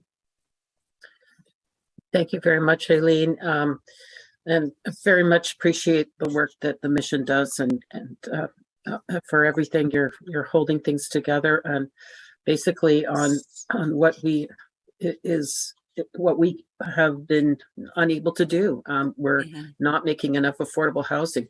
I think it should be made clear that what you're asking for is an increase for affordable housing. That's money that does not go to the mission. This is money that would take away clients from the mission, so that so less of them are having to use it. Is that correct? Yes. As we like to say at the mission, we're happy to see you and we hope we never see you again, because nobody wants to end up in a homeless shelter. Homeless shelters and other social programs exist because of deficits in public programming. So we have homeless shelters because there is no affordable housing, and we also don't address homelessness before it occurs. So we are at overcapacity now. When the pandemic was declared, we worked with the City of Ottawa to divert clients to other shelters. So that was the first time we were at under overcapacity for the first time in over 4 years. And now we are at overcapacity once again. We lay down mats on our chapel floor so people can sleep somewhere, because we don't want to turn people away, particularly in the wintertime.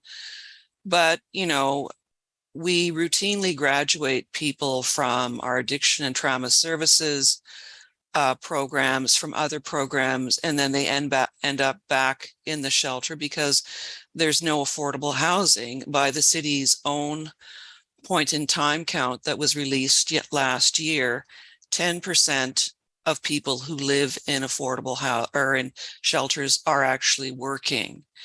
We released our impact report last year. We did it outside at a press conference because pandemic restrictions were still in place.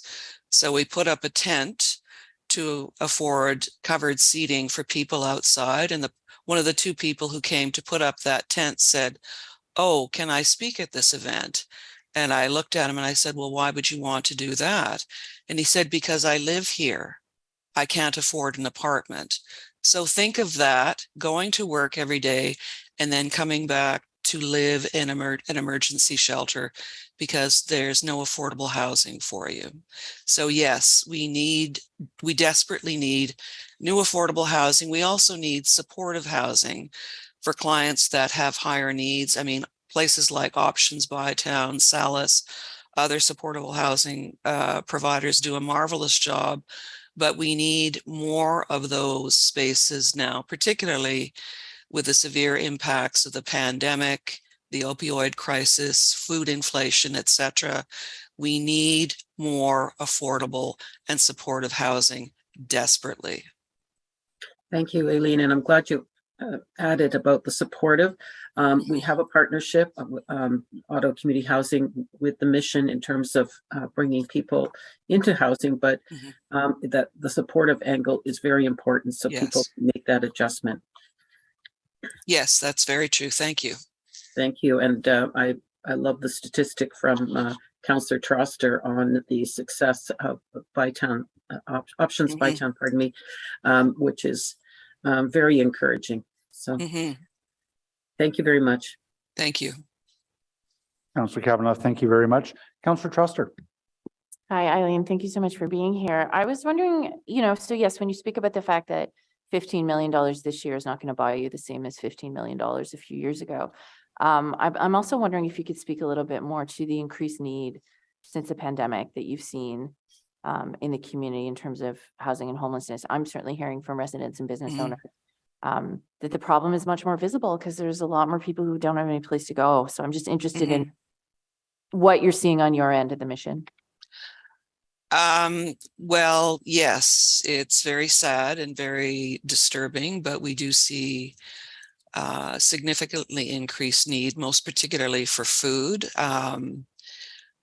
Our food truck program started in September 2020 with 1 truck and 5 stops at various points throughout the city. And now we have 2 trucks, 34 stops, and we serve over 7,000 meals a week. And the fact that we served just under 1 million meals last year is a testimony to how many people are hungry in this town and how many people have to turn to food banks and meal programs because they have to pay their rent, which, as I said, has increased by over 14% just in the last year. We certainly see much more visible homelessness, and by that I mean people who are sleeping outside. And we see more and more people coming to our shelter. We see more and more people who are suffering from significantly increased mental health problems. The level of anxiety amongst people who are either staying in shelters or people who are sleeping outside has increased dramatically. It's a situation we deal with routinely, particularly in the summertime, when more and more people are sleeping outside. In terms of the opioid crisis, I don't like the word illicit drug supply, but the drugs that people buy on the street is practically all poisoned. So we deal with overdoses every single day at the shelter. It is very disturbing for other clients and very upsetting for our staff. So on all of these indicators, more clients coming in for emergency housing, more clients suffering from mental health and addiction problems, more clients who are hungry, not only at the shelter, but all across the city of Ottawa. The increase in need has been substantive and dramatic. So yes, we have far increased needs as a result of the pandemic and now food inflation. Thank you very much. Thank you very much, Councillor Troster. Are there any further questions from committee members? Seeing none, Aileen, thank you very much for your delegation. Thank you. So Mary Stewart at Cafes, you're up next, followed by Mary Huang, and then Joseph Ostrovsky will round out the delegations this morning. Ms. Stewart, welcome to Planning and Housing Committee. You have 5 minutes to make a delegation to the committee.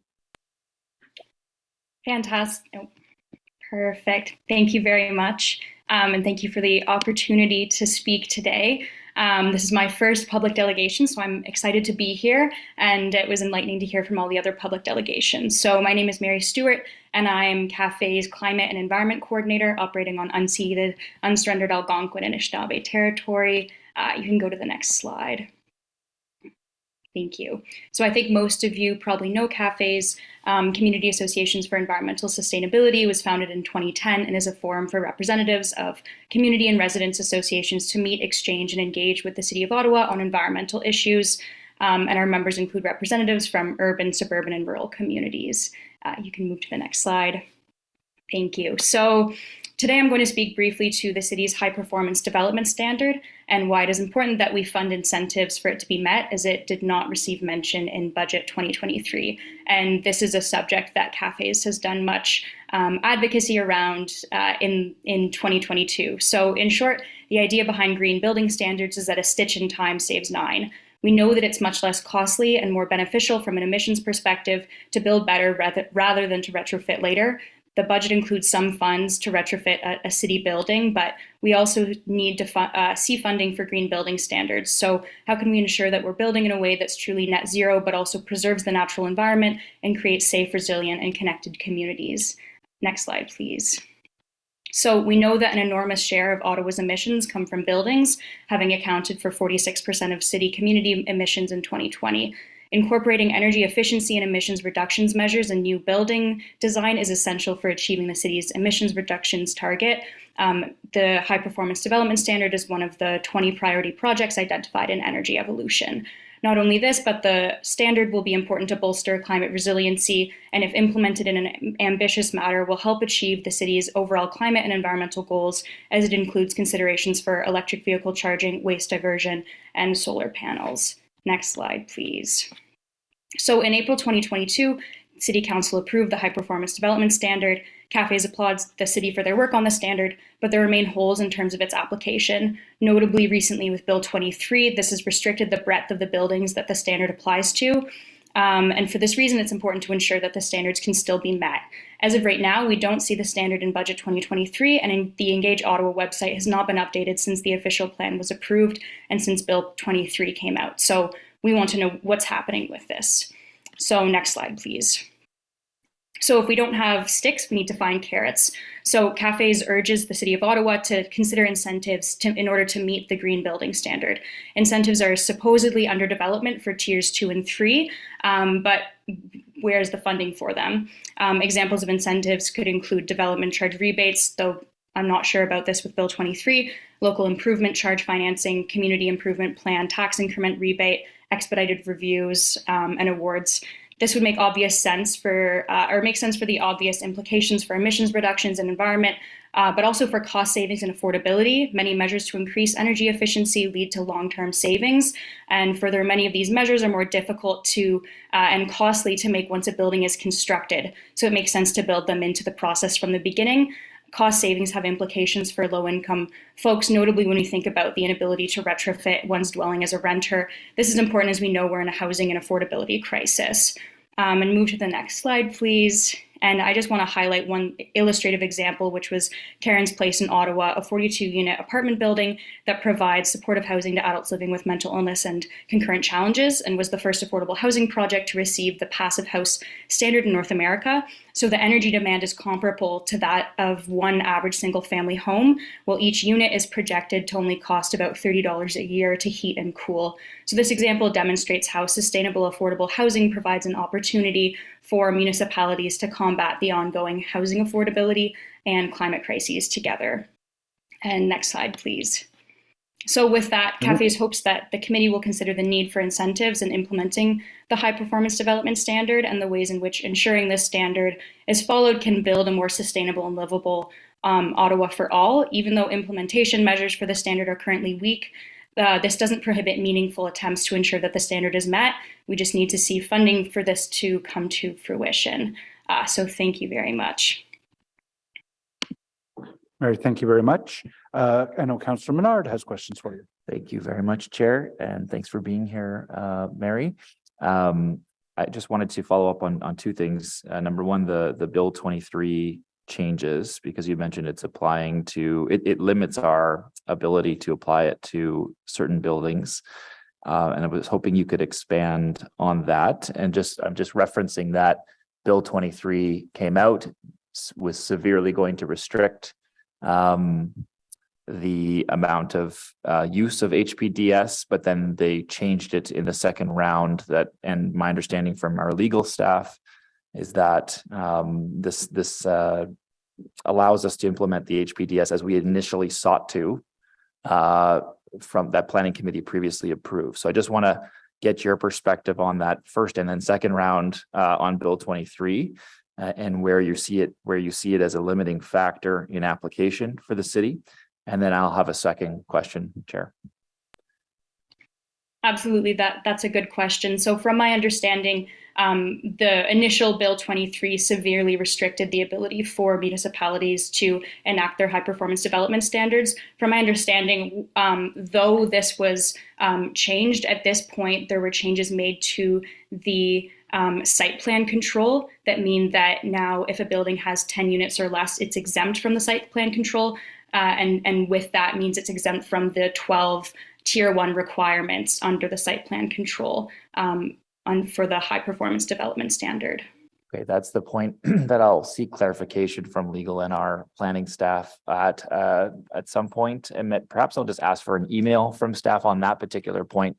I just want to be clear on where we can enact and where we can't enact, and that was my concern too, and I've raised it just with staff as well. On the second question, just I guess your recommendations for strengthening the HPDS.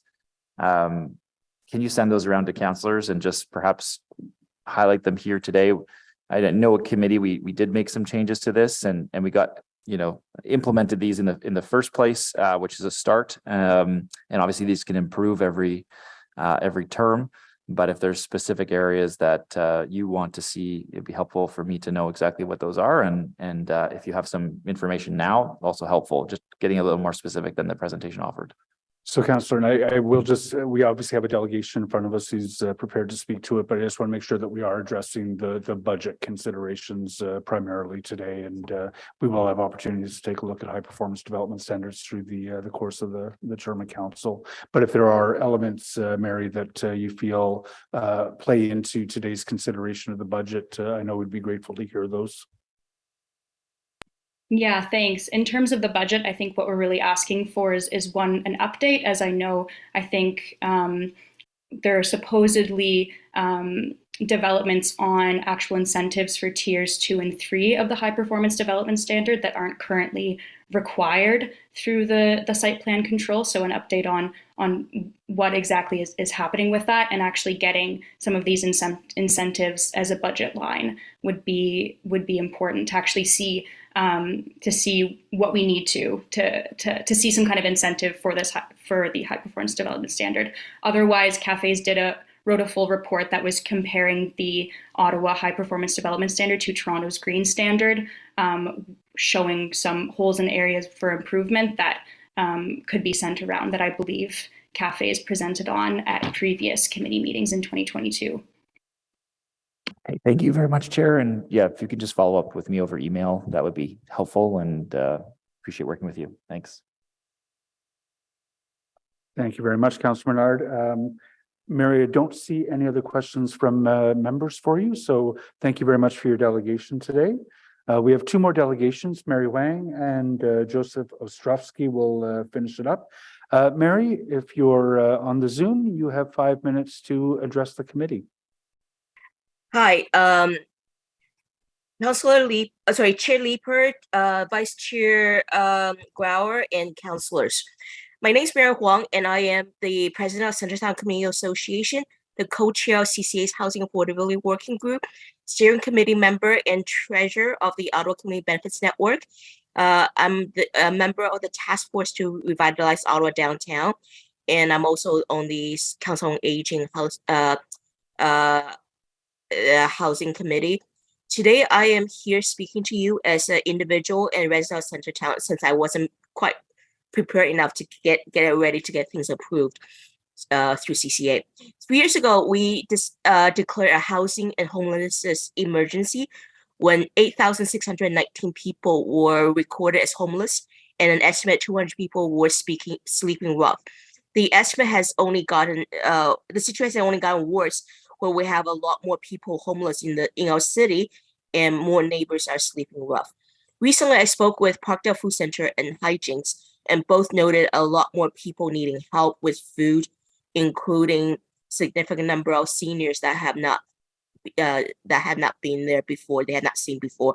The high rent increase, as noted by the CMHC rental housing report, out January 2013, which stated that the rents in Ottawa have increased about 17% higher on average for new tenants on turnover in Ottawa. Combined with inflation around 7%, more people are struggling to make ends meet, and the homelessness we can see on the street is getting worse too.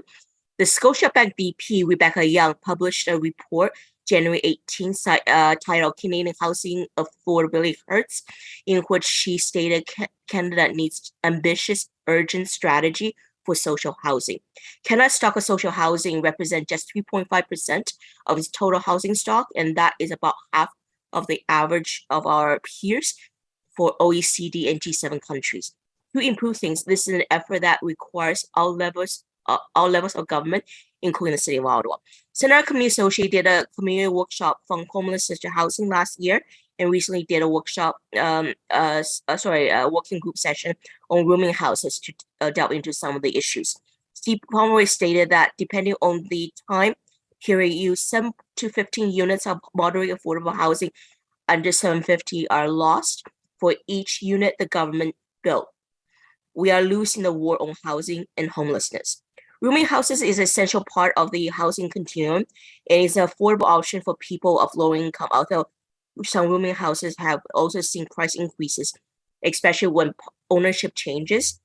But it does provide some with an affordable rental option.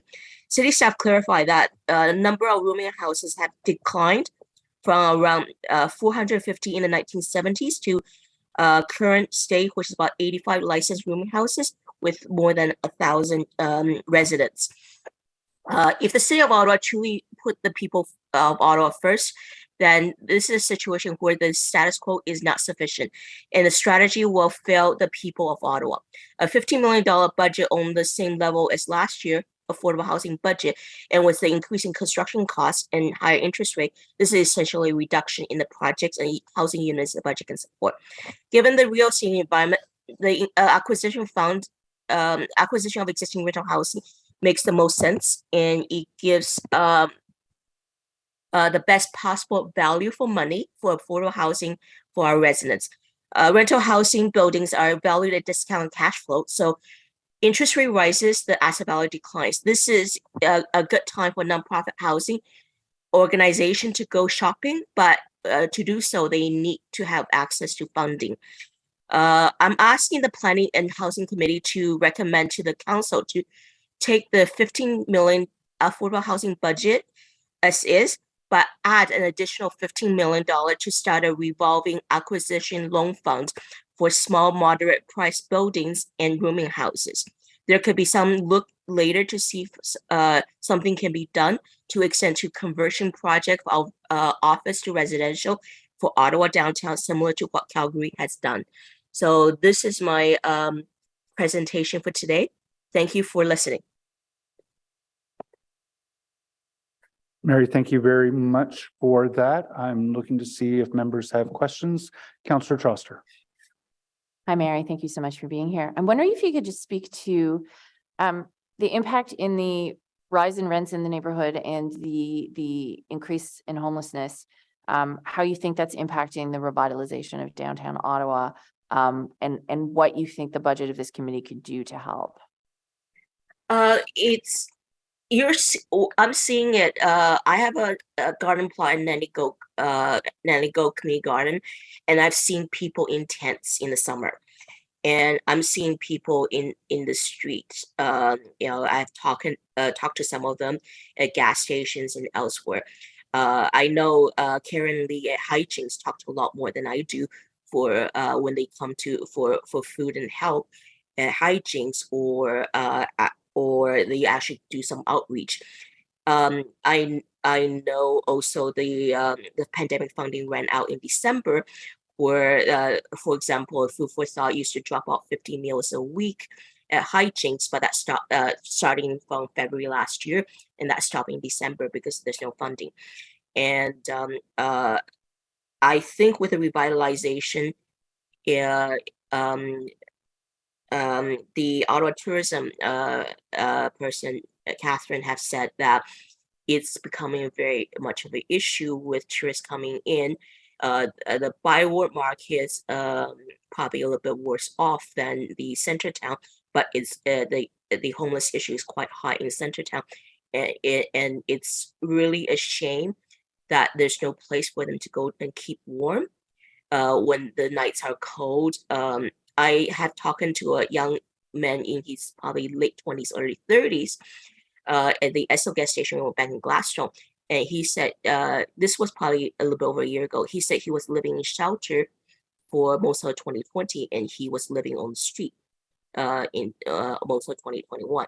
So this is a significant issue. And from everything we observe and what I'm hearing, the numbers are climbing for both homelessness and people who are housing insecure because of the rising costs in housing and the high costs of living as well.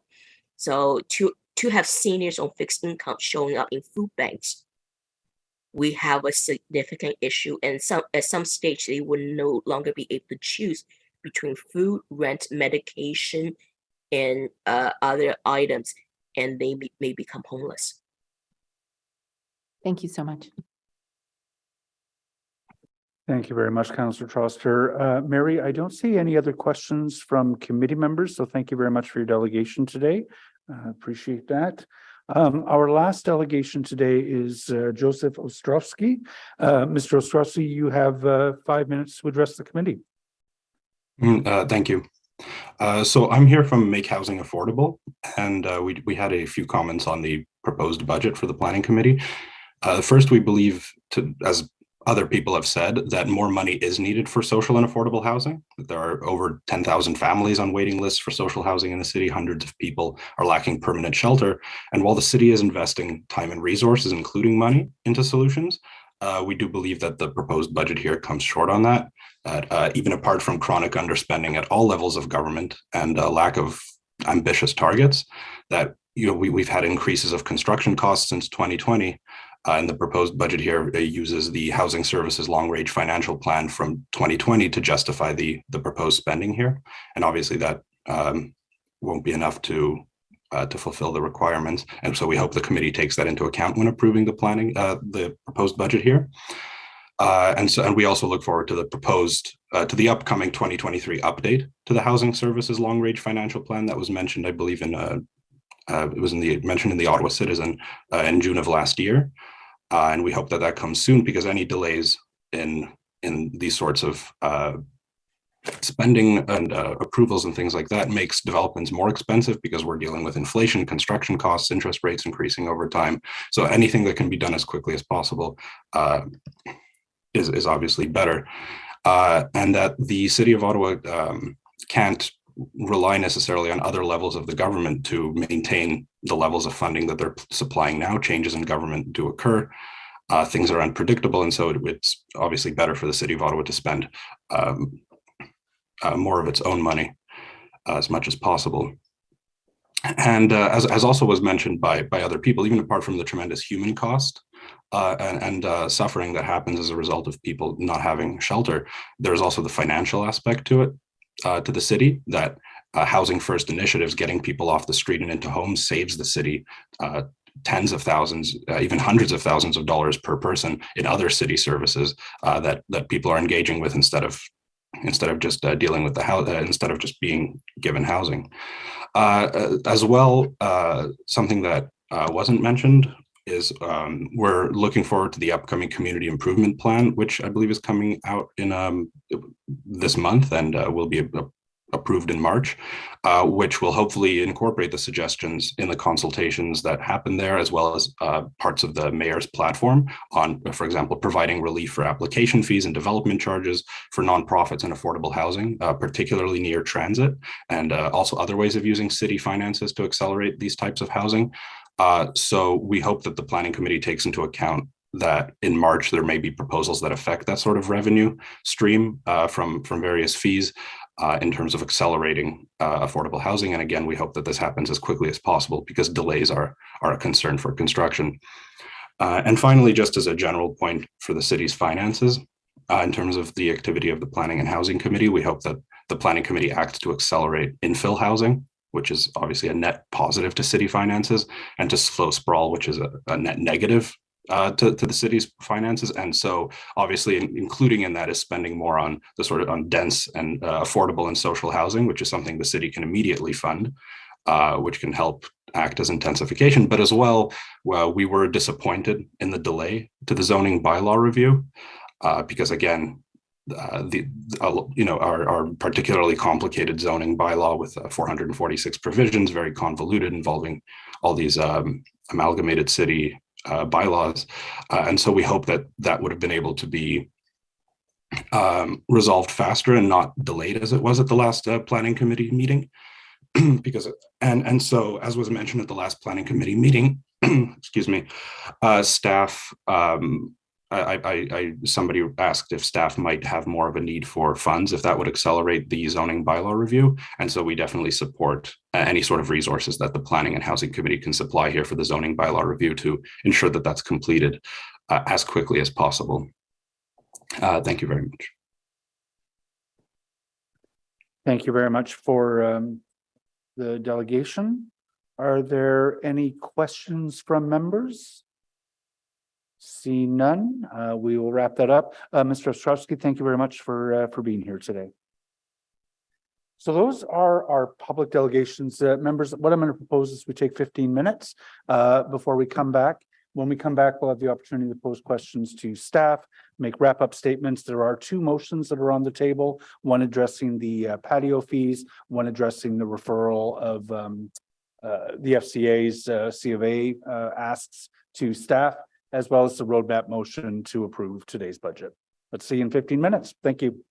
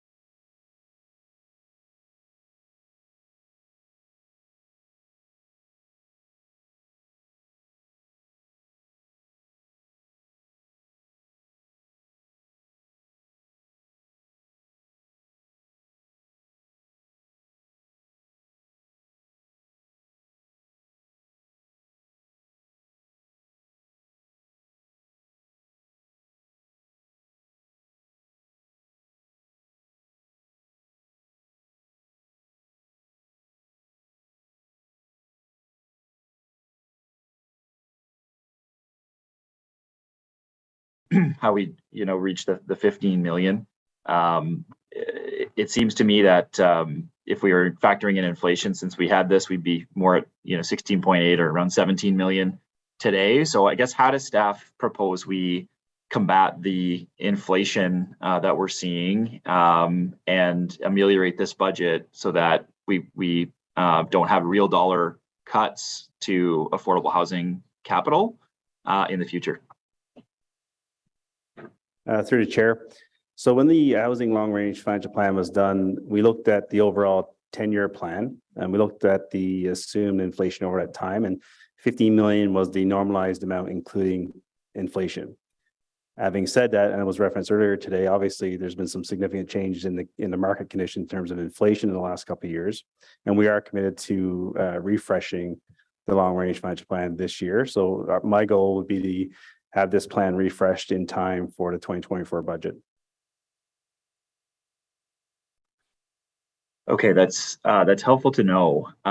Last term, or I think it was last year, 2 million of the 15 million was allocated to private sector incentives for developers for what might be shorter term housing rather than the long-term predictable, sustainable, affordable housing that can be purchased through public housing, OCH, and otherwise. I'm just wondering, is that $2 million change from within that 15 million still present and apparent in this budget, or is it 15 million just for permanent, sustainable, affordable housing? Thank you, Mr. Chair. So the $2 million that we had allocated in advance to the changes of the provincial government to private incentives, that was part of the budget, we withdrew last year, and we put that money back into our existing $15 million, and we've allocated that to a construction-ready project, and we're not anticipating to include that into the 2023 capital program this year. Okay, good. No, and I think we talked about this during the governance review as well. I'm happy to hear that. Obviously, this is a line item that needs to be much improved, and I think you hear it from delegates, but you also hear from the public on a regular basis. We all heard it during the election. I think many of us ran on the platform of helping to increase this budget. Is it still true that I think Saeed had talked about this previously, that increasing this budget on the capital side could lead to more federal and provincial dollars, matching dollars in the future? Is that still accurate? Mr. Chair, we haven't had confirmation in terms of matching dollars at this point in time. I think the intent and what we're hoping is, to continue to try to get those matching. The LRFP is based on the premise of a third, a third, a third. So our 15 million would get matched with each level of government. So we're still, would be advocating strongly for that. I think an important piece that we're going to do this year is, given what we would normally do is we would come to committee each year with a 1-year capital plan for the $15 million in terms of how we're going to allocate that. What we're intending to do this year in the capital plan that will come forward to this committee is look at the entire term of council, the 60 million, and look at how we would propose to the plan to spend that $60 million over this term of council. And then dependent on each year's approval. And then with that plan, also go to other levels of government to be able to contribute to that 4-year plan over the 4 years so that we get some predictability. And you'll see that in the next quarter, early in the next quarter, that capital plan. Yeah, I appreciate that. It's just that it's not enough. There's real dollar cuts happening as a result of inflation to this budget line item. This budget line item should be at least doubled and indexed to what is inflation at this point. If you look at the total amount, it's one large road widening. That's our entire capital spend on affordable housing. So I think that's not where the City of Ottawa's priorities are, and I don't think the budget reflects accurately what people would say about this, nor what councillors have said in the election. So I was disappointed to see us just continue on with this amount in the budget, given it's not reflective of public sentiment nor councillors' platform promises. If nothing else, I don't know what else you could rely on for forming a budget than those types of priorities and the polling we saw and the sentiment we saw than that. And so I don't understand how we came back with this number, and we see other increases in the budget, but nothing here. And this is a huge priority. So we need to at least double that. I hope to see it at least doubled. You know, if not this year, then next year. And I guess the last question would be, does staff see a role for that land trust? We heard a great presentation from Mike today on the land trust and what could be ameliorated on the not-for-profit side, whether it be land, capital dollars, other acquisitions. Does staff see a role there, and does staff see a role for the city helping to fund that piece? Mr. Chair, we've been actively engaged in watching the development of the land trust, which is an exciting, innovative approach to developing affordable housing. We've been in consultation with them around asking what is the requirement in terms of investment to support that. Really, that would be a policy decision of committee that we would be prepared to bring before committee to understand the financial impact and benefits based on council's objectives, and we would work with the land trust to be able to bring that to council to make an informed decision about the investments that it would take and the impact or the results that it would contribute to the objectives you've set in the long range financial plan and the housing and homelessness plan. Okay, thank you very much to staff and to the chair. Appreciate the indulgence. Thank you. Thank you very much, Councillor Menard. Just as a quick reminder, I know a number of members of council are participating in today's meeting who are not members of the committee. If you do want to put a motion forward, Councillor Gower has agreed to always put motions on the table if they come from somebody on a neutral basis. And the rules of the budget process are such that we need to come out of today with any additions to any particular part of the budget being offset by offsets in another part of the budget. At committee of the whole will be freed from that constraint, but today I will be insisting that those offsets be respected. Councillor Gower. Thank you. Sorry.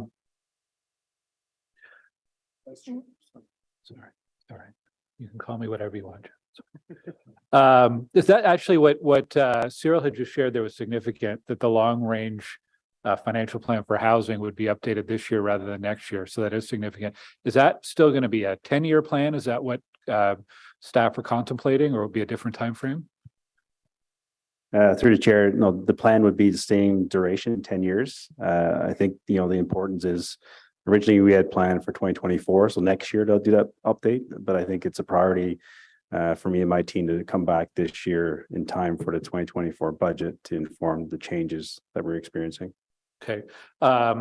Picking up on something Councilman Menard had asked, hypothetically, if somewhere we were to come up with another 5 million or 10 million or 15 million somewhere in our capital budget elsewhere at committee of the whole, would that immediately open up funding from other levels of government? If we were able to go to the province or federal government this year and said, we have another 5 million, would that result in money that we could leverage from them? Mr. Chair, we have not seen that when we've made our $15 million investment. We're not seeing matching dollars coming from other levels of government to the community.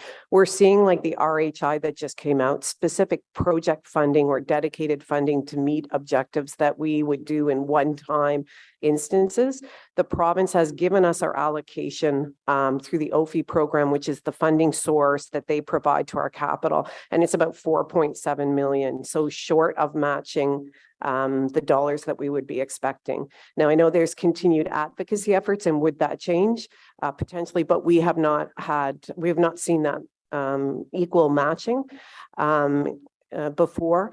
We did have social service relief funding, which ended in March of this year. That was some opportunity to match that funding with other levels of government, but we've had no commitment from other levels of government to match that moving forward. Okay. On that rapid housing initiative, so there was an announcement this week of, I think it was 18.5 million.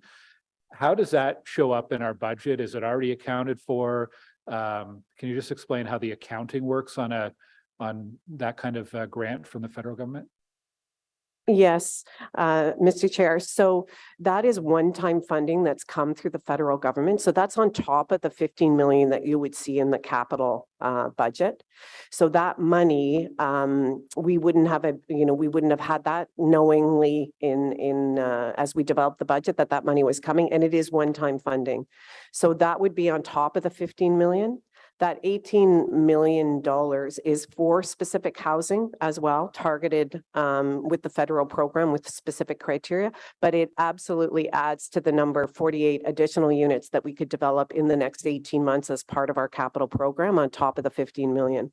So all of that 18.5 million, there's an offsetting specific project that will go to. We won't be left with any kind of surplus at the end of the year from that.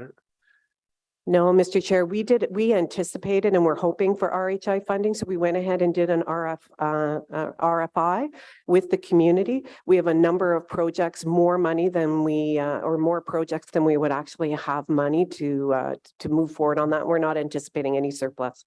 Okay, and there's a number of items in the capital budget that are listed as RHI, RHI Jockville, for example. Would those be from previous rounds of RHI funding? Yes, they would be from round 1 and 2, where we still have not dispensed that money. We're awaiting milestones or payments in that. Okay.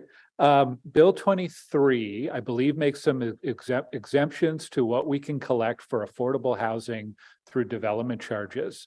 Is that affecting this year's budget, or is it reflected in 2023's budget, or will that be next year? Yeah. So thank you, Chair. I'll start and Cyril may wish to add. So that amount is still within the housing services budget. Bill 23 did remove housing services or affordable housing as an eligible service. So there is a $1.1 million impact there. But at this point, staff are relying on the province's signaling, or I'll call it signaling, to make us whole with respect to those DC impacts. Okay, and I think Bill 23 also exempts a number of charges, development charges, parkland, and so on. Do we have a dollar amount on how much that may benefit affordable housing providers over the course of the year? No, we would not have that breakdown at this point in terms of what that impact is. Yeah. Okay. Okay.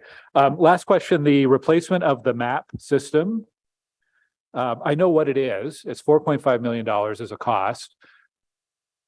What does that mean from a efficiency or a process point of view for the department? And why is this an investment that's being made? I'll start, and perhaps Derek may wish to add on. So really, it's the foundation for moving forward in terms of our current system is well past its shelf life.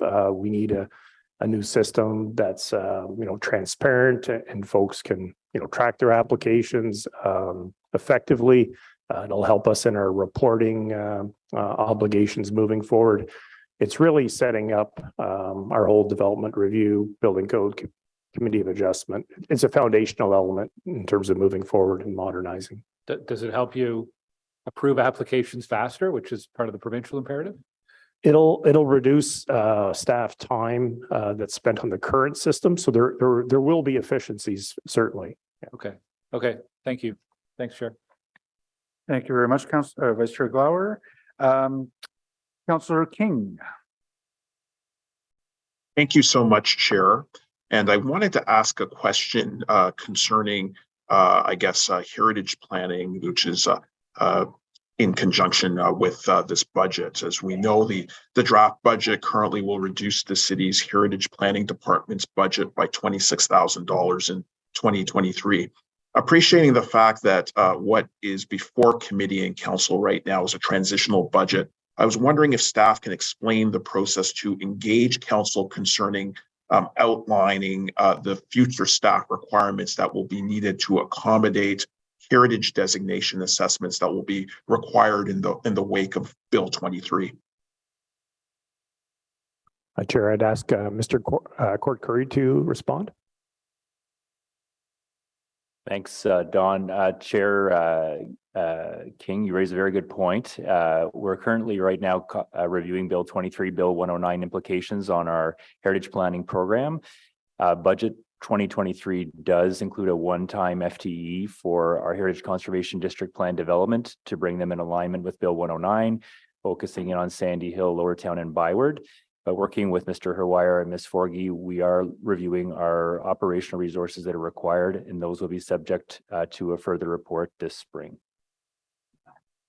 I appreciate that. I think it's important to underline that there will be challenges, obviously, for heritage staff with reviewing items that are in the heritage registry, and that there will be a process that will obviously involve council to review the expenses and needs for the upcoming budget process is very important to underline.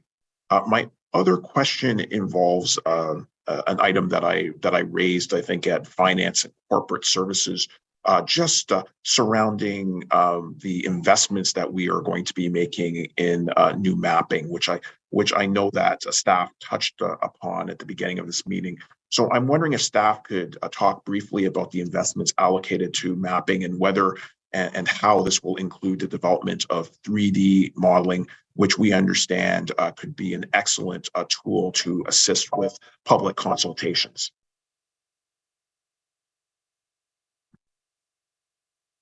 Well, thank you, Chair. The digital twin exercise has been something that staff have indeed been working on. There has been funds that have been allocated for that. Those funds are coming from primarily from the new zoning bylaw exercise is the source of that, but the intention for the digital twin is not simply just for zoning. It is intended to provide much more sweeping benefits across the city as it works its way through. Geomatic staff continue to work with staff to develop those plans. Those digital twins are advancing as we go along, and we are hoping to be able to begin to showcase that internally and to begin using that to leverage its capabilities as we go forward. I appreciate that, and especially since that was a directive that really emerged from the new official plan process. I was just wondering, do we have an explicit spend and explicit date and time for implementation of these new technologies and software?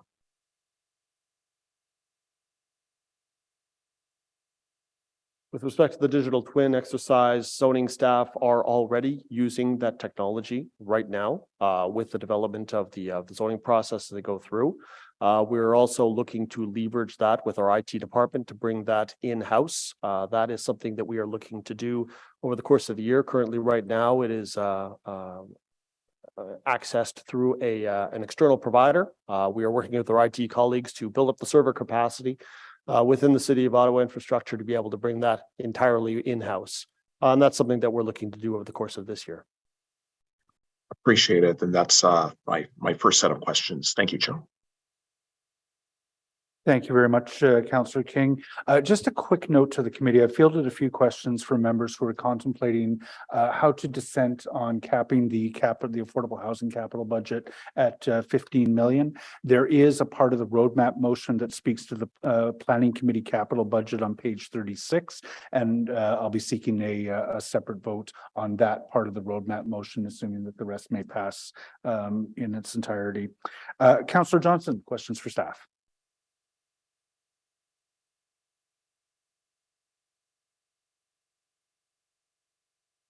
Okay, sorry about that. Okay.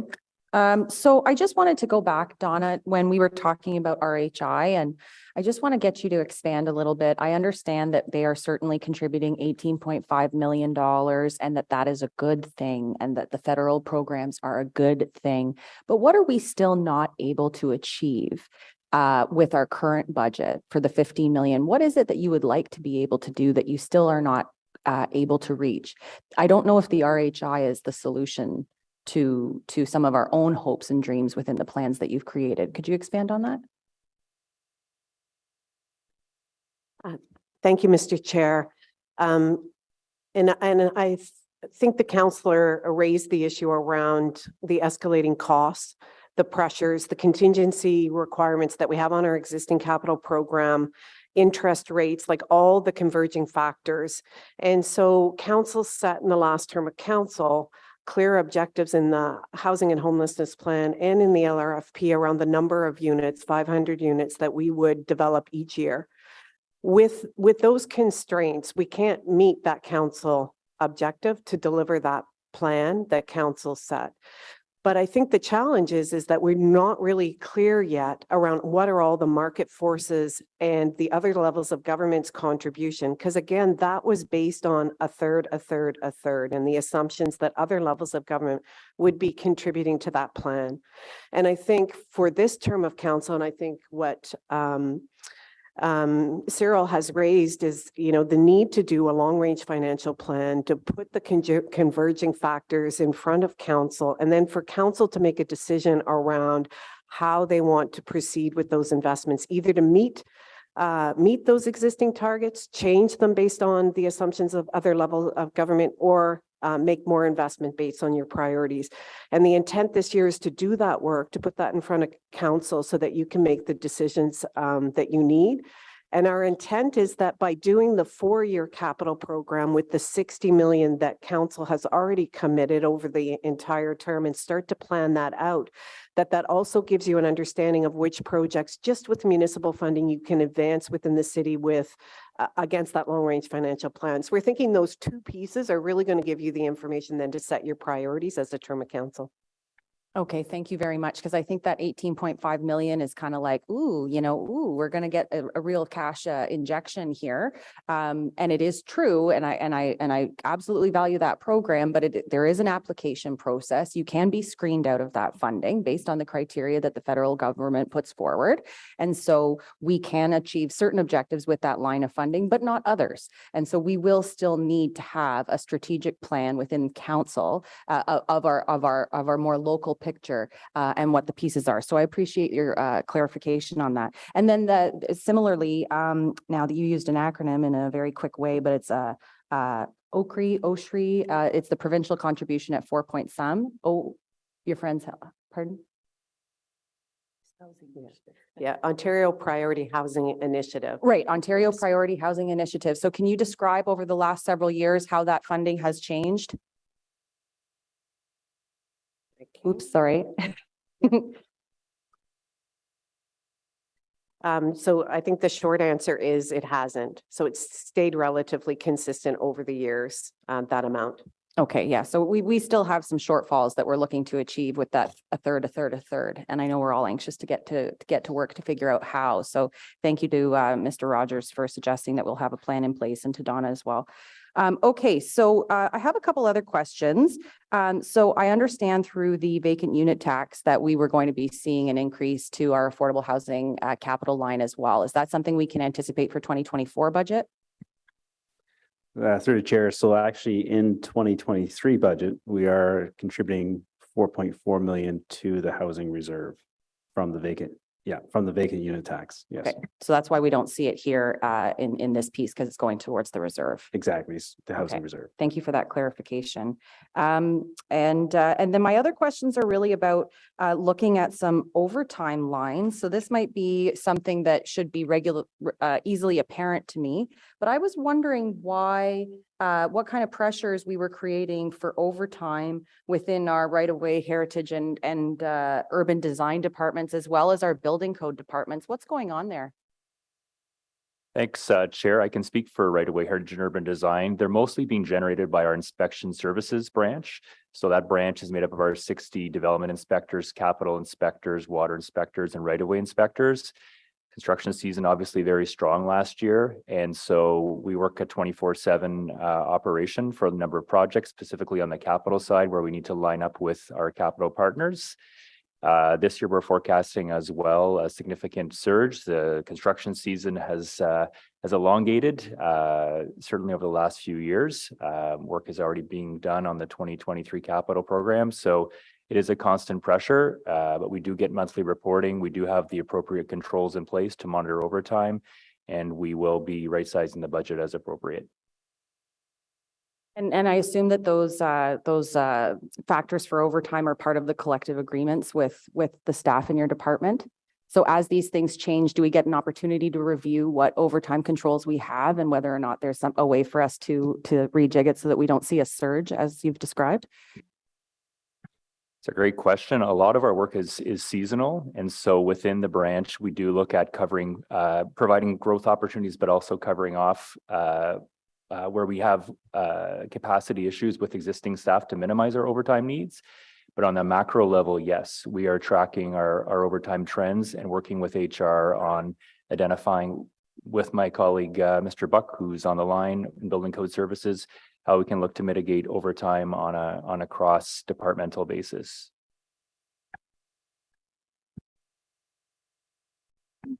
Mr. Chair, through you, John Buck, if I may, very similar to what Mr. Curry has just indicated.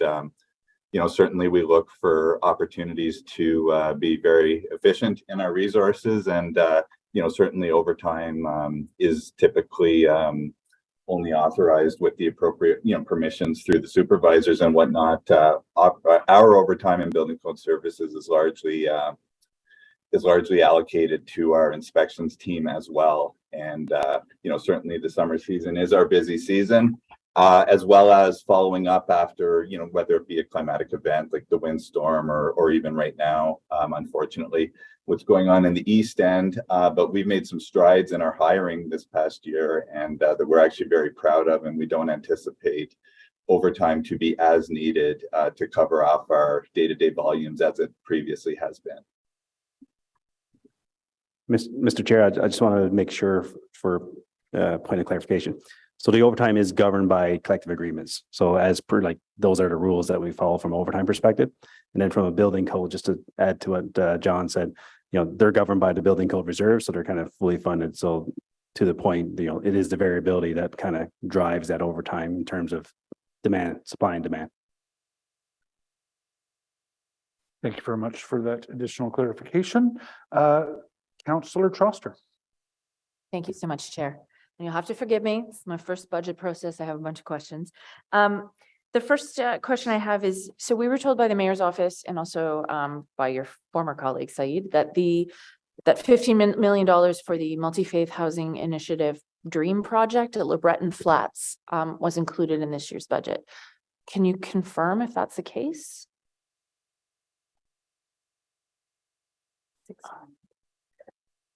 Mr. Chair, so the capital plan that I spoke about, when we're looking at the 60 million over the term of the council, that is one of the initiatives that will be included for options for council to consider around where that money and that investment would actually be made over the term of council. So there'll be a number of recommendations, a number of options that would be included, and we're contemplating that.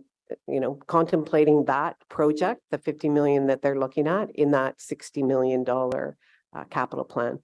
Okay, so to be clear, are you going to be giving options to council of this, that, or the other thing, or are you going to give a package of recommendations of these are the projects we want to move forward with? We will give council an overview of all of the pressures and the needs, and put together a recommended package for council's consideration. Okay, so you're saying that project will be in your recommendations. This is your assumption. It's being contemplated in that entire plan, and I think once we're not finished the plan, we're still looking at all of the projects and initiatives that we actually have and the pressures that we actually have. So it'd be premature for me to commit that that's actually there today, but it is in the mix of all the projects that council will have for consideration around where they put that funding. Okay, that's very different from what my office was told, so thank you for clarifying that. Simple question. Why is there no increase in the capital affordable housing budget? My understanding is we're raising taxes by 2.5%, and we're seeing almost another 2.5 in revenue from development, which is another 5% increase into the city. Why is it still $15 million and not any higher, given the rate of inflation or given just the general tax increase across the city? Through the chair. So again, that's what the long range financial plan that was approved. It was the previous term of council, and we looked at it over the 10-year term or 10 years, I guess. And we're really building that city's contribution of 15 million. So this budget does include an incremental $1 million base increase to achieve that steady state base of 15 million over the term. So I think over the life of the long range financial plan. So each year of this plan, we're adding $1 million to the base. So if you refer to one of the pages in the operating budget, you see that million, which helps for the 15 million. That means there's less debt being applied to it. So if you reference the long range financial plan, there's a table which we show the growing the base to get to that 15, that steady state of 15. So in previous years, we did add some debt. Then we're reducing the debt requirement as we grow the base to get to that 15 million. But the spend is still the same. It's still 15 million, yes. Okay, and just another question. So hearing that there's approximately $4.4 million that we expect to receive from the vacant unit tax. So you said it's being added to the capital budget. Could that be applied to the, or it's being added to the reserve fund? Could that be applied as additional capital spending for this year? So Chair, I'll start off, and Donna, you might want to top me up. So basically that's going right into the housing reserve, and that housing reserve is restricted for housing. And maybe Donna, you can top me up in terms of the contingencies and the application of that fund. Yeah, so in the long range financial plan, it was contemplated revenues would make up that 15 million. So as Cyril said, the vacant tax is a revenue that supports the $15 million. So your point is that spend of the $15 million is contemplated the additional revenues from the vacant tax being applied to create that 15 million. So I apologize, maybe for clarity. So right now, if you look at the housing reserve continuity, our forecasted ending balance for 2023 is $15 million. So there's $15 million sitting in the housing reserve at the end of 2023. I think most of that has been earmarked for contingencies on existing projects. So maybe Donna, you can clarify me on that component. I think that's the clarity you're looking for, Councillor. Yeah, so that $15 million that you see in the reserve existing was part of allocated to contingencies on our existing plan where we were experiencing funding shortfalls, where we had shovel-ready, construction-ready projects that all of a sudden were experiencing exponential cost increases. So we took that 50 million and we've allocated to those particular projects as part of our capital plan. Well, just say the only reason that multi-faith housing is coming to the city for 15 million is because their own inflationary costs with the project that was actually fully costed out with stacked funding. So that's just one example. So with all due respect to staff, we worked super hard on this budget, but it came with a political agenda, which was to stay within a very specific tax rate. I don't think this comes even close to meeting the need and the ambition that we need in the city on affordable housing. And every single day we get calls from people about to be evicted from rooming houses who have no access to housing, who are on the brink of homelessness. And it is absolutely devastating to tell them that the wait list for affordable housing is, 10 years long, 12,000 people long. And I just don't see a significant movement that's going to make a difference in that direction. So I do plan to dissent on this section of the budget, but it is with hope that we can move forward in another direction. And if there's opportunities on March 1st, to find a way to at least fund the difference, the cost of construction inflation, which is, I know, something that Councillor Johnson has been asking around about too. It just seems to be enormously unfair and inadequate that there's, in real dollar amounts, there's absolutely no increase to capital funding for affordable housing. Thank you. Thank you, Councillor Troster. And it's been clarified for me that if you're voting for the rest of the budget, it is particularly page 53 that you will be dissenting on for those who want to do that. So Councillor Kavanaugh is next. Thank you very much. Yeah, I realize that staff have worked really hard on this. We just had that rapid housing funding announcement for 48 units, $18.5 million. And I understand this is not new. This is something we already knew about, but can you just ride us through the specifics of that 18.5 million and how it works with our own money that we have put aside for housing? Thank you, Mr. Chair, for the question. I think that's a really important question, and I'll have our manager of affordable housing, Lauren Reeves, speak about what that money is and some of what Councillor Johnson spoke about, some of the limitations and the benefits of it. Thank you, Mr. Chair. So the Rapid Housing Initiative funding is a pot of money that is tied to a number of requirements. And so it's not very flexible in terms of how we can allocate those funds, not like our city capital, for example, which gives us a lot more flexibility. The RHI funding must pay for 100% of the cost of the units. So we must deliver 48 units and they will allocate 18.5 million. There is no financing permitted. So we would need, if we chose to submit for approval a project that had a value greater than that, a project cost greater than that, we would need to subsidize that. As you know, we don't have additional funds. So we are trying to find a project that has 48 units for 18.5 million. It must target a client group of homeless or at risk of homelessness. 25% of the clients must be women with children. It needs to be affordable for 20 years, which is great. And what else should I add? I think that's it. But the money doesn't go as far. So when we use our $15 million, we are typically just providing an equity component to a project. And so that 15 million can go much farther than the RHI funding would go, which must pay for the whole project. Okay, thank you for that. I appreciate it very much. So there are certain tags, and so you're out searching for projects that are kind of teed up. You've got projects that get teed up and are ready to go. I expect we have a number of those because you have to do all that work ahead of time. Yes, Mr. Chair. So we've done an RFI to the community, and we have a number of projects that are ready for that funding, more projects than we actually have funding for. So we can advance that those expenditures quite quickly. So just give me an idea of how many we have teed up that are looking for funding, that are like, this is beyond the ones that we wish and hope for, but the ones that we've actually started to do our homework on.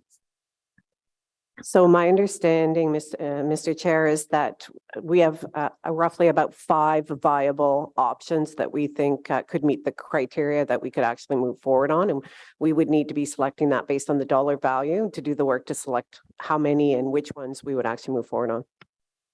Okay. Yeah, this is important to know. And you just do the math. 18.5 million for 48 units means it's about 38,500 per unit. Is that roughly the cost? I mean, so that mean our own 15 million would get roughly 39 units? Sorry to be so simplistic, but I realize there's some additions with other funding sources, but is that roughly correct? Mr. Chair, I think the number is about 380,000 per unit is what the 18.5 million would provide. Our 15 million under the long-range financial plan was anticipated to provide about 150 units. It doesn't anymore.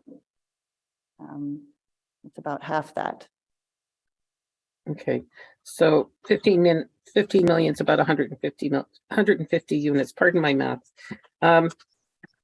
So that's very important. Yeah, well, I have a question about using our own land. There are cases where we're going to have land that is available that the city owns. How do we factor that into the cost? Is that a bonus? Like because it's our own land, we don't include it in that 15 million for our housing costs in the budget? Thank you, Mr. Chair. And I think that's an important point in follow-up to some of the delegations is that we do provide land, and we have provided land for nonprofit organizations to develop affordable housing. In terms of the mechanics of how that's applied, I'll ask Lauren to answer that in terms of how that is part of their contribution agreements. Thank you, Mr. Chair. No, the land is provided at nominal value. Essentially, it's at no cost. And We also find that we need to allocate additional capital dollars as well to make the project whole. But it certainly does allow the nonprofit organization to leverage the value of the land when it does finalize its financing.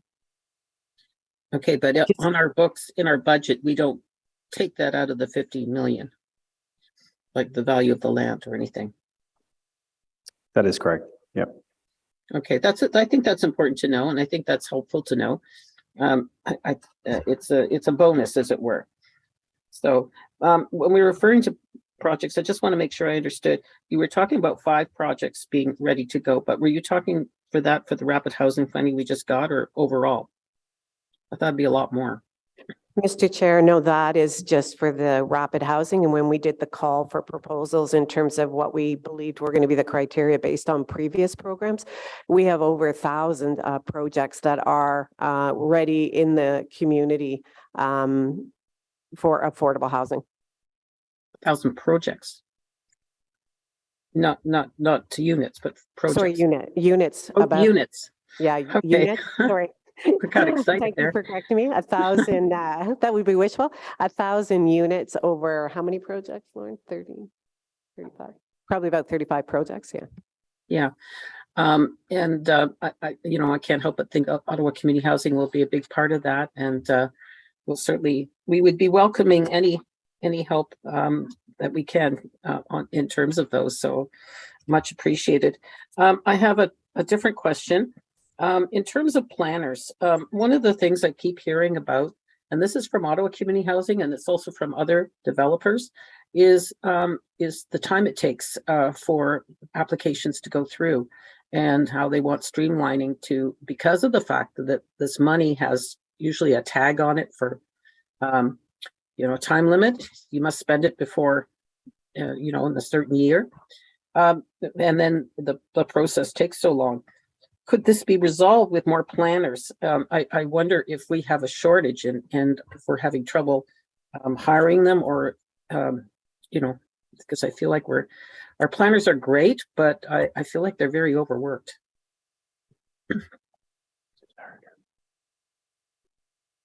Mr. Chair, certainly, we are seeing challenges in Ottawa and across Ontario in terms of hiring planners right now. So we're always on the prowl for new talent as people leave and move on. Okay, but how is that reflected in the budget? Sorry for the use of the language there. In terms of the specifics, we do prioritize these files.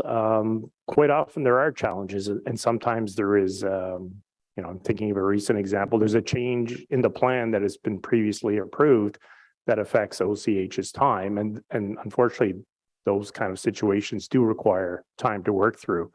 So certainly we do prioritize these files to the extent we can, but as plans sometimes change, there is additional time required to work through. And I'll ask Derek if he has anything to add. Just to add that as part of our work in responding to Bill 23 and Bill 109, we are continuing to look at opportunities to streamline our planning process, to bring some of those processes forward. And we do have dedicated timelines or legislated timelines that we have to respond under Bill 23. And so, while it would be nice to have a countless number of new planners or engineers to work on files, at the same time, we're looking for ways to streamline within our own process.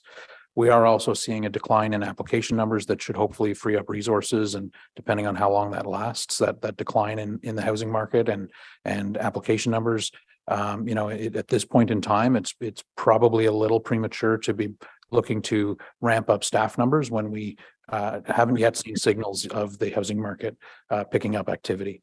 And so, there is some validity to the concerns raised by our applicants, whether it be OCH or others, around our timelines, and we're continuing to work to find solutions to them. Okay. Oh, thank you. I appreciate that. And I worry about it. I mean, we worry about bus schedules, and how because of the shortage of drivers, we have issues in keeping up. So I figure it's the same bottleneck. with planners, and that we this, and I imagine the workload, if maybe you can tell me this, is the workload from the provincial legislation an issue in terms of just the planners' times overall? I don't know that there'll be through the chair, I don't know that there will be a significant increase in workload as a result of those timelines. It is looking to constrain the applications to within a certain window. So there will be a greater intensity on an application in that window, but overall, it's dependent on the number of applications we receive and, the amount of effort that we have to go through that. There are some reductions expected as a result of some of those provincial changes. The increase, for instance, in the number of units that are exempt from site plan control will have an impact on our application numbers as well, and should hopefully free up resources as we go through the transition. Okay, that's all for now. Thank you.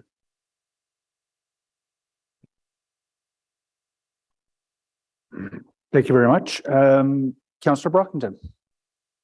Thank you, Chair. Before I ask a few questions, I just wanted to state that I had left earlier to make a presentation at the Police Services Board Finance and Audit Committee meeting, and I just noted it's difficult to balance two major committees' budget meetings at exactly the same time.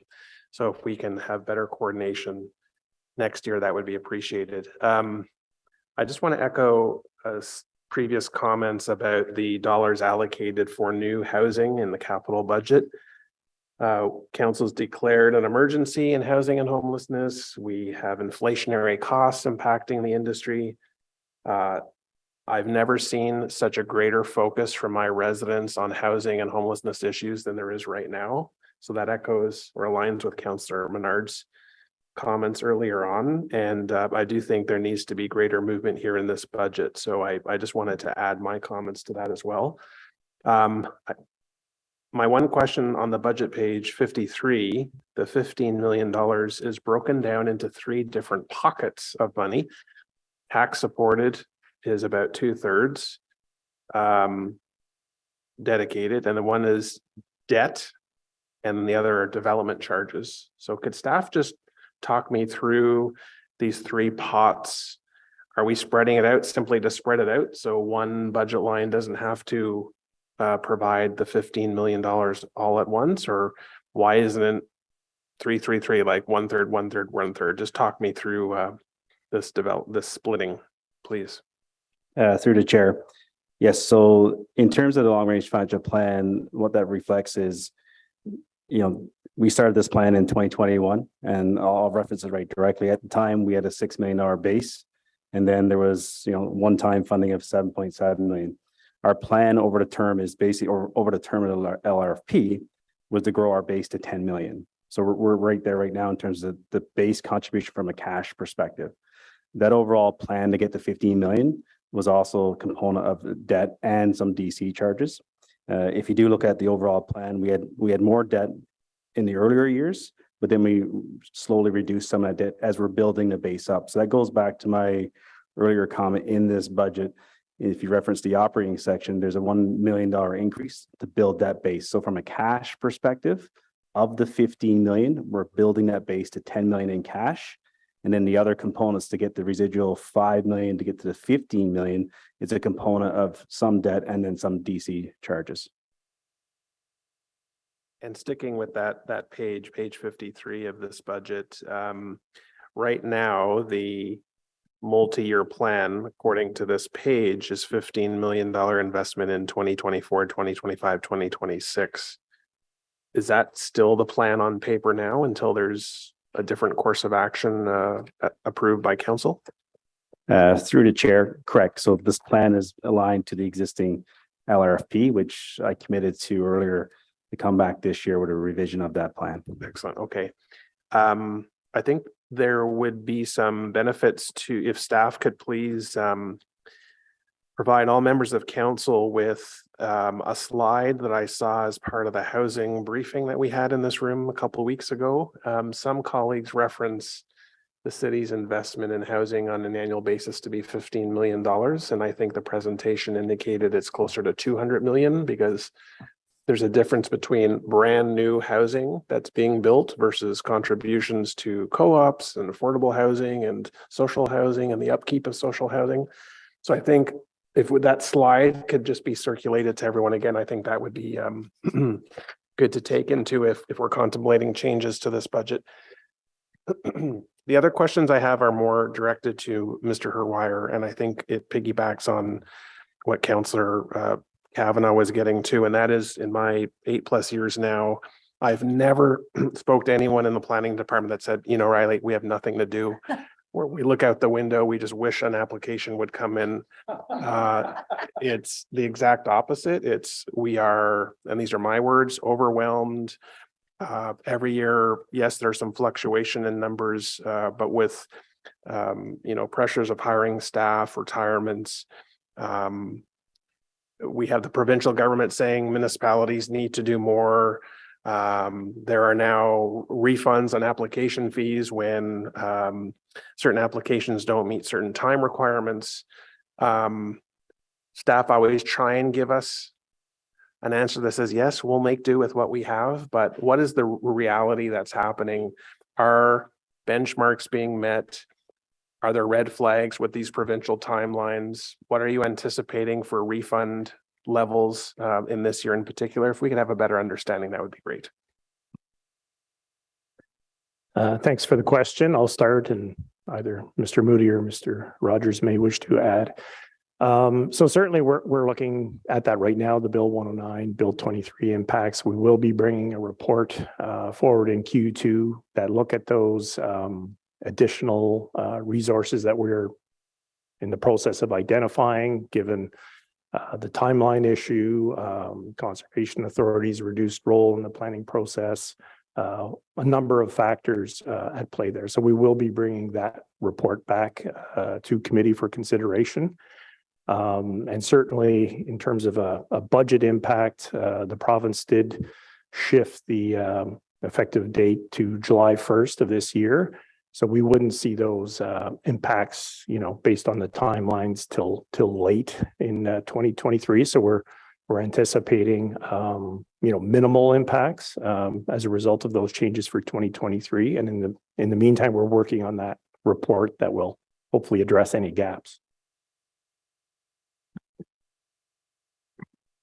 Just to add to that, Mr. Chair, from a staff perspective, I think I certainly appreciate the councillor's empathy towards our staff, and our staff have gone through throughout the pandemic an incredible surge in applications and development activity through 2020 and 2021. And I'm conscious of that, and certainly there was a great deal of fatigue and stress on our staff, and I'm not insensitive to that. We have had a reduction in application volumes coming through, largely tied to the increase in interest rates. We've seen that, we've seen that through 2022. After the first quarter of 2022, we started to see our applications decline. We do keep an eye on the housing market and the new housing sales, and those have been very slow. And so at this point in time, while I'm conscious of my staff and their well-being and their ability to provide excellent service to our clients, I'm also in a period where we're seeing a decline and in activity levels, and that is something that is of concern to me as well. And I think that we are, our activity levels through 2022 returned to our sort of normal application levels, and so I'm hopeful that as we continue in 2023. With the contributions that we're making to streamlining our process and trying to become more efficient and effective, that we can, find a more sustainable level for development and be in a position to respond when the housing market sort of ramps back up, and that we're seeing more activity. If we do see those signals coming, that would be a more appropriate time, in my opinion, to be coming forward with an ask for additional resources. Okay, fair enough. Thank you. Can staff confirm that this budget allocates sufficient resources to complete the comprehensive zoning bylaw review? Mr. Chair, we have an existing budget in terms of the zoning bylaw, so I don't believe there's any new asks in this budget for that process. Okay, that's good. Thank you. When does the planning work plan come before this council? Chair, we're targeting Q2, that report. Will that report potentially have a financial ask associated with it, depending on what is approved? The intention is to outline the the work plan items over the term of council and indicate what staff are able to deliver based on existing resources, and then look at if there were additional resources provided, what we could deliver. So. Okay, fair enough. And now into the minutia, because this stuff drives me crazy. Road cuts. I see there's a fee for road cut. My issue is road cuts that are not brought back to the same road condition, left to Four Season and become part of the roller coaster ride that motorists go through on roads. Can staff talk to me about, my understanding is there's a greater awareness and frustration from the public about quote unquote fixing a road cut and monitoring within the first, let's just say, year of the condition of that fixed road cut, which in many cases is not fixed to the standard that we expect. So who pays for that to be fixed again, and what's basically the warranty that the city holds the contractor to? Through the chair, I'll start that one. We do have 4 right-of-way inspectors that are full-time assigned to road cuts. That was an investment that council made 2 years ago. We received about 7,000 road cut applications last year, so it is quite substantial. We do have a 2-year warranty process in place, so those 4 inspectors are mandated to go back and inspect the work and cash bonds where necessary and or undertake enforcement. You'll note in the budget there is a request for 1 new net FTE for enforcement of our bylaws, and the intention is that that resource will assist these 4 individuals. And we're also looking at right-sizing our existing staff complement from within our existing resources. So is the penalty to a contractor simply you have to do the work again, or is there any type of fine or other financial matter that's part of this? So we undertake, Chair, 3 inspections through the duration of those 2 years. One, when the cut is put in, oftentimes it's a temporary cut if it's the winter, a second midterm cut, and then a final cut where we would reduce the warranty bond. 95% of the time, the issue is resolved through collaboration, and the cut is redone. 5% of the time, we do contract the work to be redone ourselves. We invoice the work to the contractor if there's any net fund delta above the warranty funds that we have. And yes, we do have penalties under the road activity bylaw up into refusing to issue any further permits to contractors. Okay, that's great. Thank you for that. My final question is regarding the implementation date of fee increases for various permits and perhaps licenses as outlined in the budget. The date is April 1st. Is there a requirement to notify the public 30 days notice before the fees can be implemented, or why are they not implemented the day this budget will be passed, which will be March 1st? So from an overall perspective, I can speak to, really it's the time for us to get those fees through the system and get them active is what it comes down to. It's not like we can prejudge and have it ready to go. So we click the button per se on March 1st. So it gives us that little bit of a window to kind of get it in play. In the election year, obviously things shift. In a normal year, our budget is typically approved around December, first part of December. So it gives us that flexibility for January 1. Great. Thanks, Mr. Chair, for the opportunity to ask those questions. Thank you.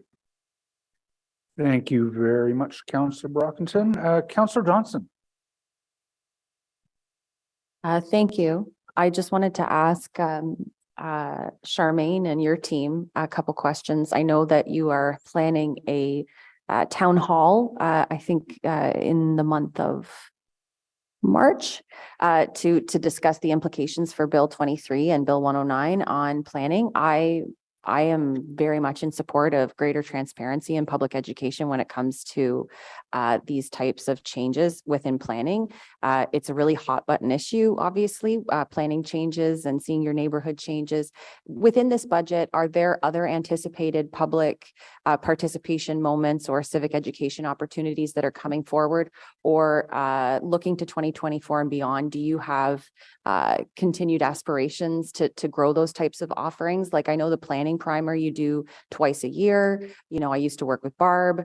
Everybody loved it. Small, you know, they were always very well attended. So, you know, how can we invest in creating greater public participation in our planning? Thank you so much, Chair. Thank you so much, Councillor, for that. Actually, tonight there is a planning primer that we're doing tonight for the public as well. And they always do. I'm always very encouraged and surprised how we get so many participants each and every time. We will be doing on March 7th, we will be doing Bill 23 and Bill 109. Again, I find planning is complex, and so putting it so the public can understand what planning is and the changes. Also, we do electives. So we will be doing electives throughout the year for an education and awareness piece.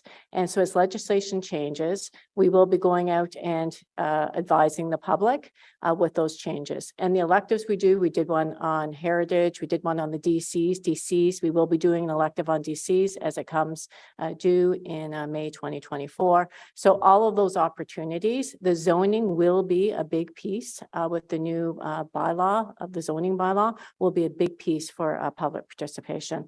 And every opportunity I can find, we are out there doing it. And if there's anything that anyone sees that we're missing, I'm always happy to increase what we can do. Thank you. Thank you very much, Councillor Kavanagh. I'm looking forward to hearing your 2023 PHC budget related questions. Please go ahead. Thank you. We just heard that the number of applications are down from that are coming in. I was just at the Housing Summit yesterday who confirmed that too, with real estate persons who are involved in that. In terms of workload for the planners, and this is budget related, is it a good time to up the nonprofit affordable applications at that time when we see that the workload is dropping on the commercial and for-profit applications? Certainly, we would welcome applications, and as we heard yesterday, typically when there's a downturn in the private sector housing market, there's often a corresponding increase. So certainly, we would be well positioned to support any of those applications that come forward. Thank you. And I just want to give a shout out to those primers. Those are really helpful. And to the public, I've been advocating for them for people to go see them. And I would ask that maybe we consider in the future ones specifically on inner urban and outer urban, so that for specific audiences, that would be very helpful. Thank you. Thank you very much, Councillor Kavanagh. Councillor Curry? Thank you, Councillor Liepert. I don't want to waste the committee's time, but just while I was away at the Police Services Finance and Audit Committee meeting, and then the Canada North staff told me there were a number of motions here. No motions have been put on the table here yet, right? So currently we have two motions on the table, one of which would refer the Federation of Citizens Associations suggestions for the C of A to staff and the C of A for reply. And the other motion addresses patio fees by phasing in the increase in a way that is revenue neutral within its own budget. And so, but they haven't been voted on yet. They're just They have not out yet there. been voted on. And the conversation about community housing or affordable housing, 15 million, the general argument has been is not enough. Is there a motion coming that someone's going to increase it or something like that? Do we know that? No one's suggested they're going to bring a motion at today's committee meeting. We're going to work within the rules that require an offset. But at committee of the whole, of course, those rules change. So right now, there is no motion to change the amount of money that's being dedicated on the capital side to affordable housing. Okay, and I did have a number of questions. They have actually been asked as the Canada North staff were going through and telling me that my questions were being asked. So I'll find out the answers, but thank you very much. I'm more than happy to extend some latitude if there's anything that's critical.